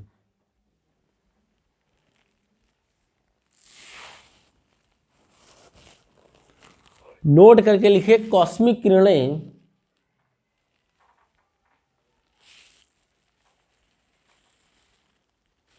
एक मिनट एक गड़बड़ होगी। एक बात और लिखना था उसमें, तो लिखिएगा विद्युत चुंबकीय तरंगों के संचरण के लिए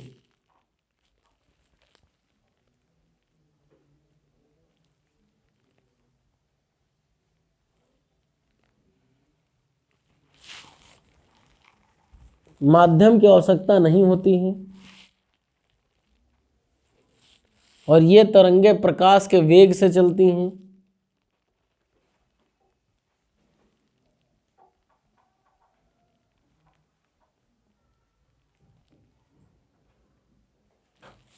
और प्रकृति में अनुप्रस्थ तरंगे होती हैं।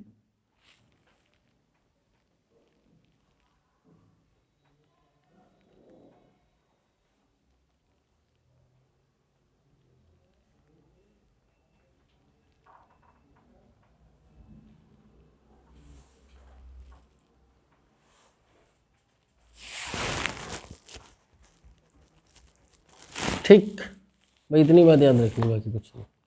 और अब लिख लो, कॉस्मिक किरणें विद्युत चुंबकीय नहीं होती हैं, विद्युत चुंबकीय तरंगे नहीं होती।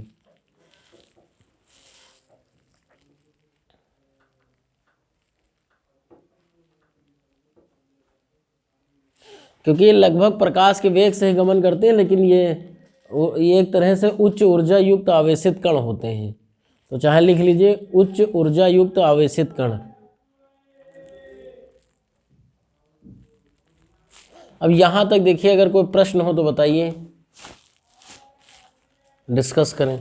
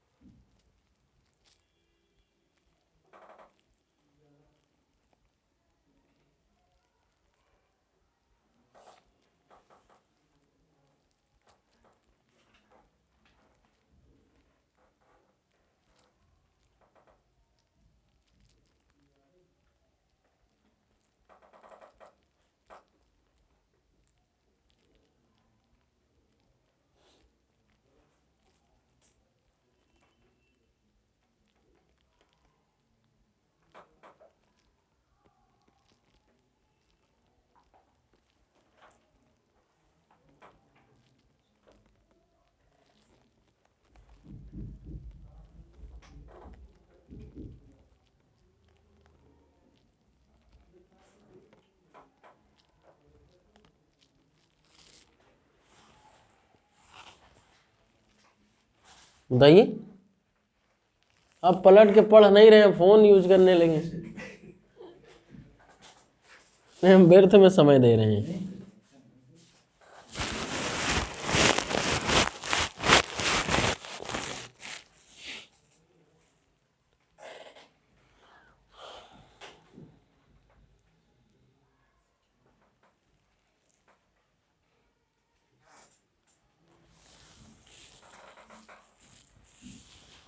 लॉ का सिलेबस कम से कम 1.5 साल का होगा पढ़ने भर का। हाँ, और भी कहा नहीं, 1.5 साल बहुत होता है। 3 अरे वो तुमरे लिए हुई ना, तो तुम जजो बनी हो ना 70 साल में।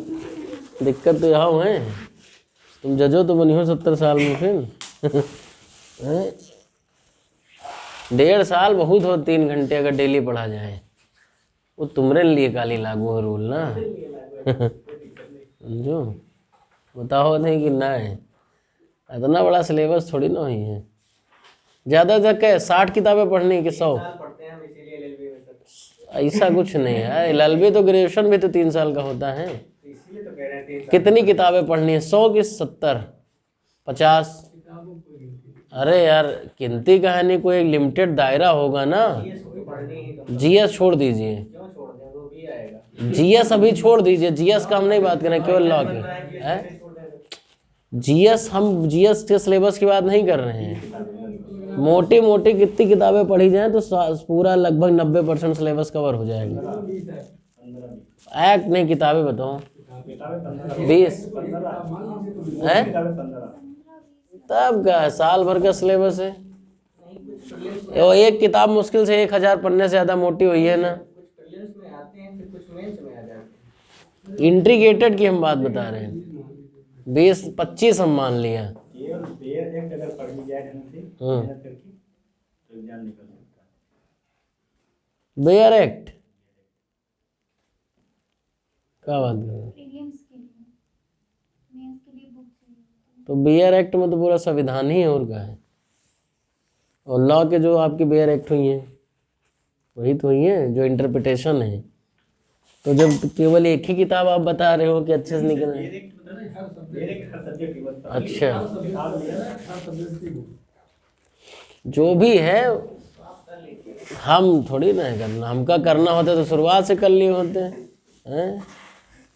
जरूरी थोड़ी ना कि हमसे हो ही जाए। तो जीएस का भी सिलेबस ही मान के चलो साल भर का है आपका। ये तो बताएं कि 1.5 साल में कुछ नहीं होगा। अजीब हो, आप पहले लॉ पढ़ने के बाद फिर आप पढ़ेंगे 1.5 साल। अजीब हो, डेली 8 घंटे अगर आप पढ़ाई कर रहे हो तो 2 घंटे जीएस और 3 घंटे लॉ, इस आधार पे। अभी जो छोटे छोटे लड़के आए हैं ये सब हो दिए हैं। अब तुम समझने बुढ़ाओ, हेडिंग डालो परावर्तन रिफ्लेक्शन। अरे दादा, डीमोटिवेट नहीं कर रहे हैं। कह रहे हैं आप बुढ़ापे में आए, वो बच्चे हैं, वो हो जाएंगे। तुम है 90 कहो कि अगर इतना आसान होते तो जागरूक होते। 1.5 साल से ऊपर लगेगा पढ़ने। 1.5 साल सफिशिएंट है परफेक्ट वाला है। अब डेली अगर 8 घंटे पढ़ा जाए तो। लेकिन 8 घंटे होने।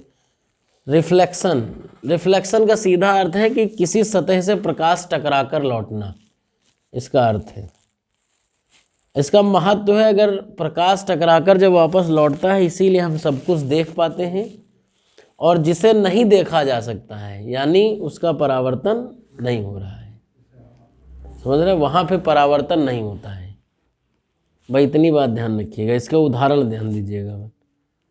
जैसे अगर शीशा और खुद हो तो प्रकाश किस पर आप डालेंगे? शीशे पर। स्वयं पे डालेंगे तभी उसमें दिखेगा। तो क्यों डालेंगे बताइए? शीशे का वो डालेंगे तो वापस वो अपने को डालेंगे, वही लाइट दिखाई पड़ेगी किसी पे डालेंगे। ठीक, इतना बात ध्यान रखिएगा बस, अब ज़्यादा समझने का आवश्यकता नहीं है। परावर्तन का मतलब किसी सतह से प्रकाश टकराकर वापस लौटना। जब प्रकाश टकरा के लौटेगा तभी आप प्रकाश आंखों तक जब आपके पहुंचेगा तभी आप प्रकाश को देख, मतलब वस्तु को देख पाएंगे। और जो चीज़ नहीं दिख रही यानी प्रकाश का परावर्तन नहीं हुआ, यानी प्रकाश वापस नहीं आया। आपतन कोण बराबर परावर्तन कोण बनता है, लेकिन उस पर हम जाएंगे नहीं, मैथमेटिकल व्यू है। पहली बात ध्यान क्या रखनी है कि परावर्तन का मतलब, रिफ्लेक्शन का मतलब किसी सतह से प्रकाश से टकराकर लौटना। दूसरी बात आप याद रखनी है, इसका महत्व परावर्तन का ये है कि सब कुछ देख पाते हैं। और जो चीज़ नहीं दिखाई दे रही यानी प्रकाश वहाँ से वापस नहीं आ रहा, जैसे ब्लैक होल, ब्लैक होल से प्रकाश वापस नहीं आ रहा है तो नहीं दिख रहा है। बात स्पष्ट हो रही है? शीशा और खुद, प्रकाश को खुद पर डालेंगे तभी परावर्तन होगा। प्रकाश शीशे पर डालेंगे तो देखिए आंखों पर आपके धुंधला छाने लगता है। स्पष्ट हो? जब खुद पर प्रकाश डालेंगे तभी वो परावर्तित होगा, तभी तो टकरा कर वापस जाएगा, तभी वो रिफ्लेक्ट करेगा, और न रिफ्लेक्ट ही नहीं करेगा। यानी अगर प्रतिबिंब तभी बनेगा जब आप शीशे पर खुद पर, जब तो नियमित परावर्तन और अनियमित परावर्तन होता है एक, समझिए बात। नियमित परावर्तन में प्रतिबिंब बनता है। और नियमित, ये लिखना नहीं, हम समझा रहे हैं कि नियमित परावर्तन जब होगा तो प्रतिबिंब बनेगा, और अनियमित परावर्तन होता है तो इसमें प्रतिबिंब नहीं बनता है। जैसे दीवार को अगर चिकना कर दिया जाए, बहुत चिकना कर दिया जाए, तो प्रतिबिंब, टाइल्स पे बताइए, प्रतिबिंब टाइल्स पे नहीं बनता है, बनता है, और इस पर प्रतिबिंब बन रहा है नहीं, खुरदरी सतह है, क्यों, क्या चीज, तो जो भी चीज, वही तो बता रहे हैं, जो चीज चिकनी होगी, दीवार चिकनी कर दीजिए, प्रतिबिंब बनने लगेगा आपका, क्योंकि नियमित परावर्तन हो रहा है, बराबर चल रहा है। अनियमित परावर्तन में नहीं बनेगा। बस ये बात ध्यान रखिएगा कि अगर टाइल्स है तो यानी वहां नियमित परावर्तन हो रहा होगा, रिफ्लेक्ट बराबर हो रहा है, और ये खुरदरी भी नहीं बन रहा है तो अनियमित परावर्तन हो रहा है। यानी कोण जो है एक दूसरे के अपोजिट, मतलब उल्टा सीधा बन रहे होंगे। अगर सीधे जा रहे हैं तो फिर प्रतिबिंब आपका बनेगा। और इसमें एक बात, समतल दर्पण आपको पढ़ना है परावर्तन में, अवतल दर्पण पढ़ना है और उत्तल दर्पण पढ़ना है। तो हेडिंग डालो समतल दर्पण, नियमित लिख लो, नहीं नियमित परावर्तन, नियमित परावर्तन डैश करके प्रतिबिंब बनेगा, अनियमित परावर्तन प्रतिबिंब नहीं बनेगा। बस इतनी बात ध्यान रखिएगा।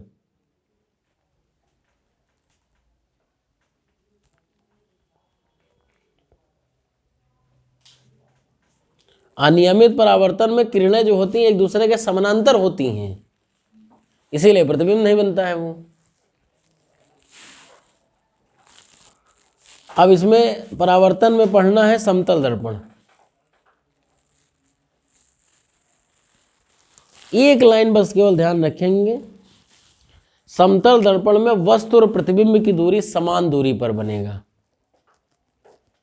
समतल दर्पण में वस्तु और प्रतिबिंब की दूरी समान दूरी पर बनेगा।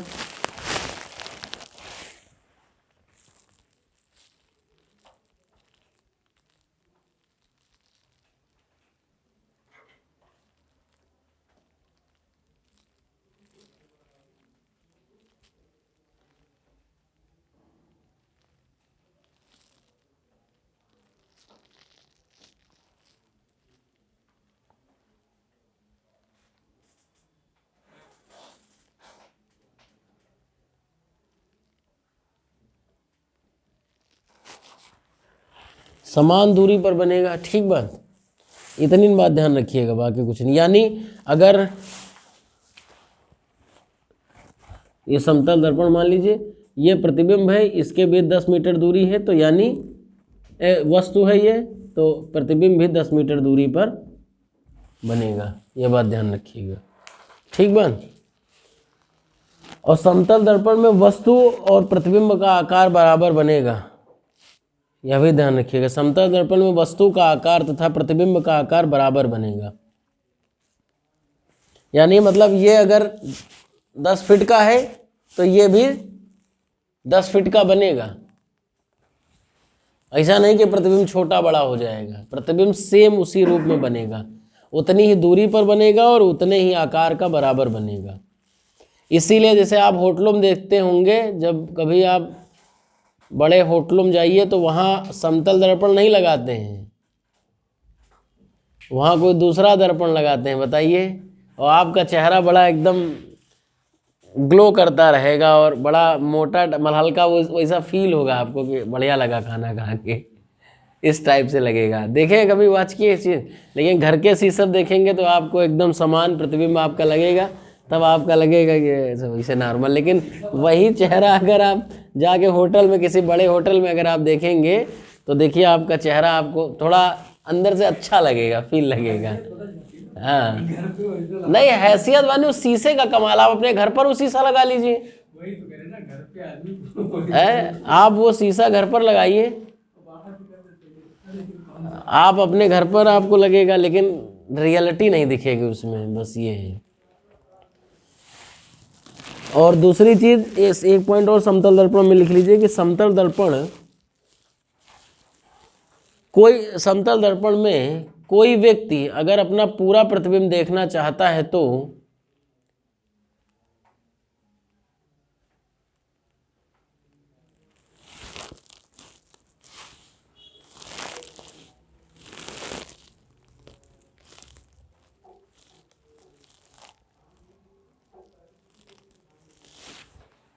तो समतल दर्पण की ऊंचाई आधी होनी चाहिए। तो समतल दर्पण की ऊंचाई आधी होनी चाहिए। हैं? हैं? नहीं, हाँ हाँ, मतलब समतल दर्पण की ऊंचाई आधी होनी चाहिए।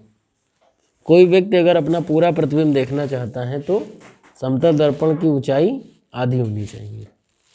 और अगर दो समतल दर्पण एक दूसरे के समानांतर रख दिए जाए तो प्रतिबिंब अनंत बनेंगे। यह भी बिंदु ध्यान रखिएगा कि यदि दो समतल दर्पण एक दूसरे के समानांतर हो तो अनंत प्रतिबिंब बनते हैं।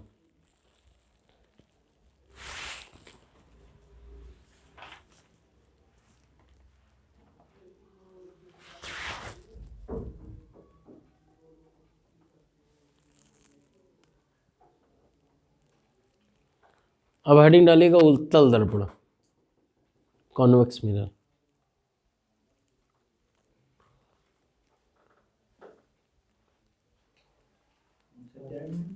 अब इसका प्रतिबिंब जो दर्पण में वस्तु से छोटा बनता है, आभासी बनता है और सीधा बनता है। ये लेकिन फालतू बातें हैं, कोई मतलब नहीं। ये सब आपके लिए मतलब हमारे हिसाब से उतनी महत्वपूर्ण। काहे परेशान हो आप? आप विश्वास मानिए, जो समझ रहे हैं आप भूल जाएंगे बहुत तेजी से। जो बहुत महत्वपूर्ण चीज़ हम इसीलिए नोट डाउन सुनाने का प्रयास आपको कर रहे हैं कि ब्रेन में सुना हुआ रहेगा। उसके बाद जब आप पढ़ेंगे जाके तो उसका इफेक्ट दूसरा आएगा। और केवल समझाएंगे अगर भेज दिए न तो मान के चलिए आप 20-30% आप गेन नहीं कर पाएंगे। आप बुलेट ट्रेन बनने का प्रयास कर रहे हैं पैसेंजर, लेकिन प्रयास आप बुलेट ट्रेन। चलने का अलग बात है भाई, समझ रहे हैं आप? पहिया टूट जाएगा और पता चला कि अंतिम रूप से वहां पहुंचेंगे भी नहीं। समझ रहे हैं?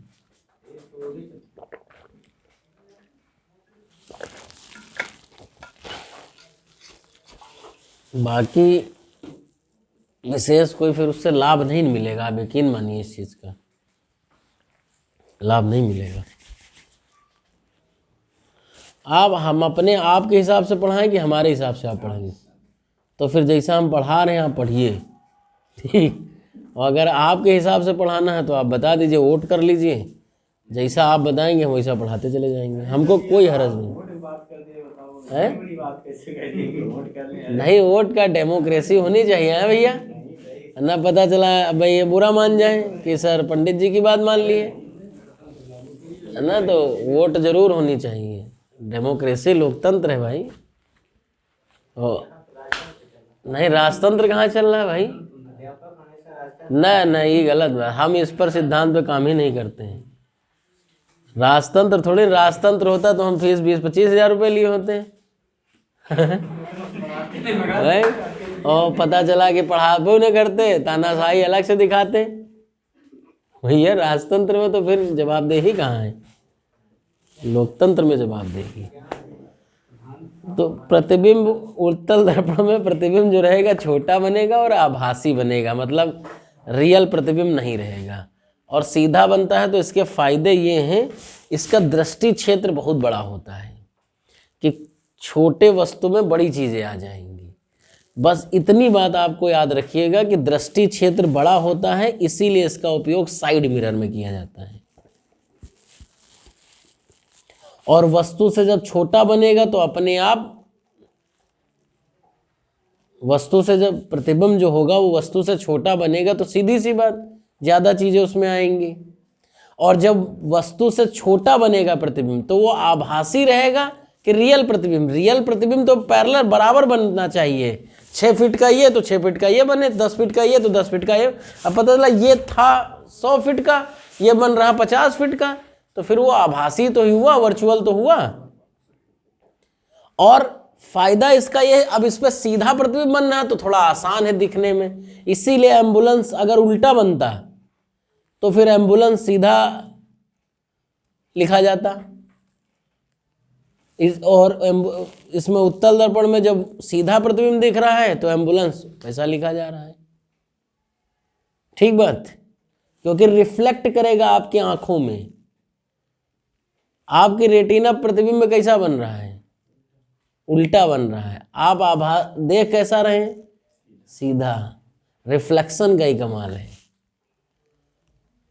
स्पष्ट हो रही बात? आपको ज्यादा लोड लेने का आवश्यकता नहीं, केवल इतना ध्यान रखिए वस्तु से छोटा बनेगा और आभासी बनेगा बस, और दृष्टि क्षेत्र इसका बड़ा होता है। अवतल दर्पण आइए। अवतल दर्पण में बस ध्यान रखिएगा, अवतल दर्पण कुछ भी ध्यान नहीं रखना है, कुछ भी ध्यान ही नहीं रखना अवतल दर्पण में। जो बात ध्यान रखिए उसको बात अभी हम आगे लिखाएंगे। उपयोग लिखिए पहले अवतल दर्पण का, बस बाकी कुछ नहीं याद रखिए।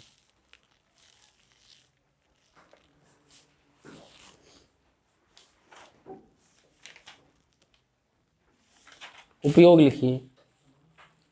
बीडीएस जो दांत है, अब इसमें वस्तु से बड़ा बनता है, समझ रहे हैं, और वास्तविक प्रतिबिंब बनेगा। अब जब वस्तु से बड़ा बनेगा तो सीधी सी बात छोटी वस्तु को देखने के लिए इसका प्रयोग है, तो इसके बीडीएस जो डॉक्टर होते हैं वो यूज करेंगे इसको।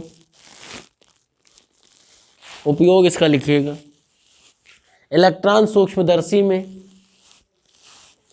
टार्च में, सर्च लाइट में और हेडलाइट में, है ना।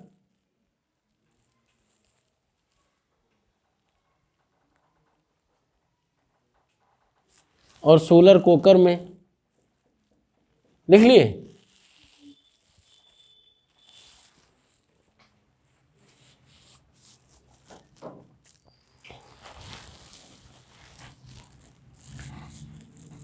अब दृष्टि एरिया सर्वाधिक किसका रहेगा?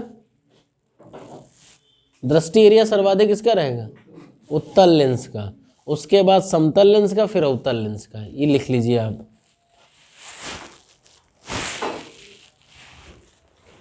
और टाइम से पंडित जी आने का प्रयास कीजिएगा कल से, ठीक? आएंगे ना कल से? अब हेडिंग डाल लीजिएगा, अपवर्तन, रिफ्रैक्शन। हम सोचे थे आज खत्म ही हो जाएगा, नहीं हो पाया, कल होगा खत्म ही।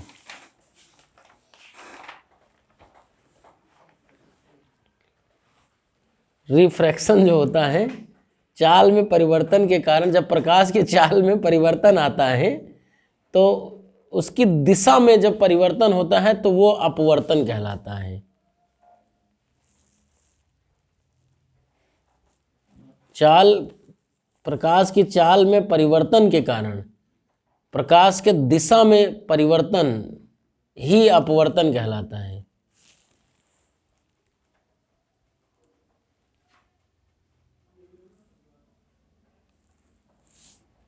ये अपवर्तन की बात हम कर रहे हैं इस समय।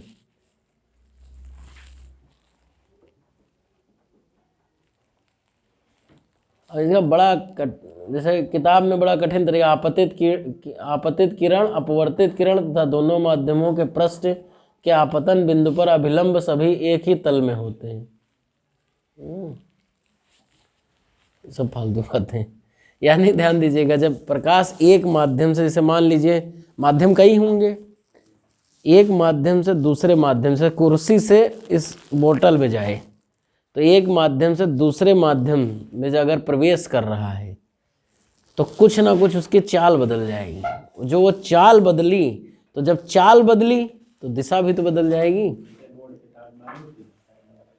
भाई। चाल बदलेगी तो दिशा बदल जाएगी। जब दिशा बदलेगी तो वो क्या कहलाएगा? अपवर्तन कहलाएगा। इसीलिए प्रकाश, प्रत्येक माध्यम में प्रकाश की जो चाल होती है वो अलग अलग होती है। इसका मुख्य कारण यही होता है। ये लिखने का आवश्यकता नहीं है, बस इसके डिफिनेशन ही महत्वपूर्ण था। अब उदाहरण इसके लिखिए। सबसे पहले लिखिए, पानी के भीतर सिक्का या मछली या तल। इसके उदाहरण बहुत महत्वपूर्ण हैं। पानी के भीतर सिक्का कामा मछली या तल उभरा हुआ प्रतीत होता है।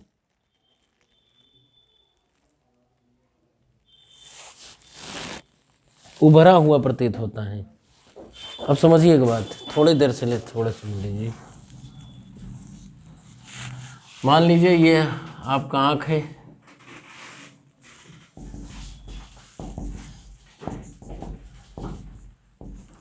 ये सिक्का पड़ा हुआ था,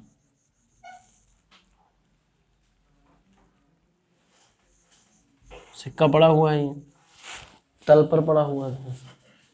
आप अगर वास्तविकता देखें तो ऐसे देखेंगे ना, लेकिन ऐसा है नहीं।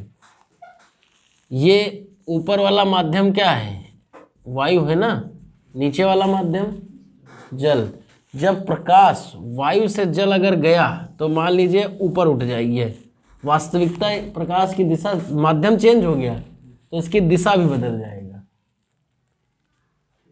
हम कोण ओण पर नहीं जा रहे हैं, उतना जटिल नहीं कर रहे हैं, आप बस इतना ध्यान रखिएगा। माध्यम क्या है? पहले वायु था, वायु में प्रकाश जा रहा था तो इस डायरेक्शन में आ रहा था, लेकिन जैसे जल में प्रकाश गया तो उसका डायरेक्शन, दिशा बदल गया। अब ये थोड़ा ऊपर उठा हुआ प्रतीत होगा। बात स्पष्ट हो रही बात है? ठीक बात। ये प्रकाश का चाल बदल गया। अब ये घटना क्या है? ये घटना क्या है? ये हुआ किससे? तो रिफ्रैक्शन, मतलब अपवर्तन के कारण हुआ। इतनी बात स्पष्ट है? बस यही चीज ध्यान ही रखनी। पानी में, दूसरा उदाहरण लिखे, पानी में सीधी छड़ मुड़ी हुई दिखाई देती है, या कभी कभी आपको लगेगा छड़ टेढ़ी हुई है ना, तो ये डायरेक्शन चेंज हो रहा है, प्रकाश की दिशा बदल रही है। पानी में सीधी छड़ मुड़ी हुई दिखाई देती है। तारे क्या है? टिमटिमाते हुए दिखाई देते हैं।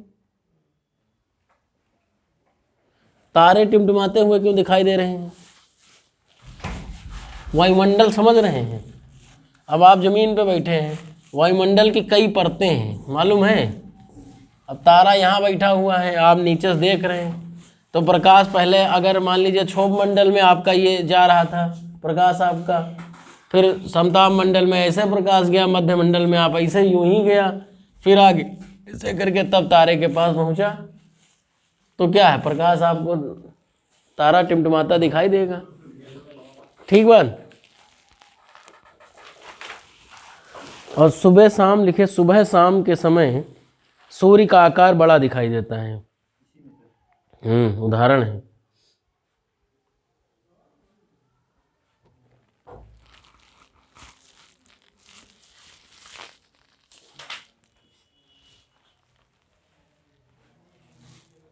बड़ा दिखाई देता है, और कुछ समय पूर्व ही सूर्य दिखाई देता है।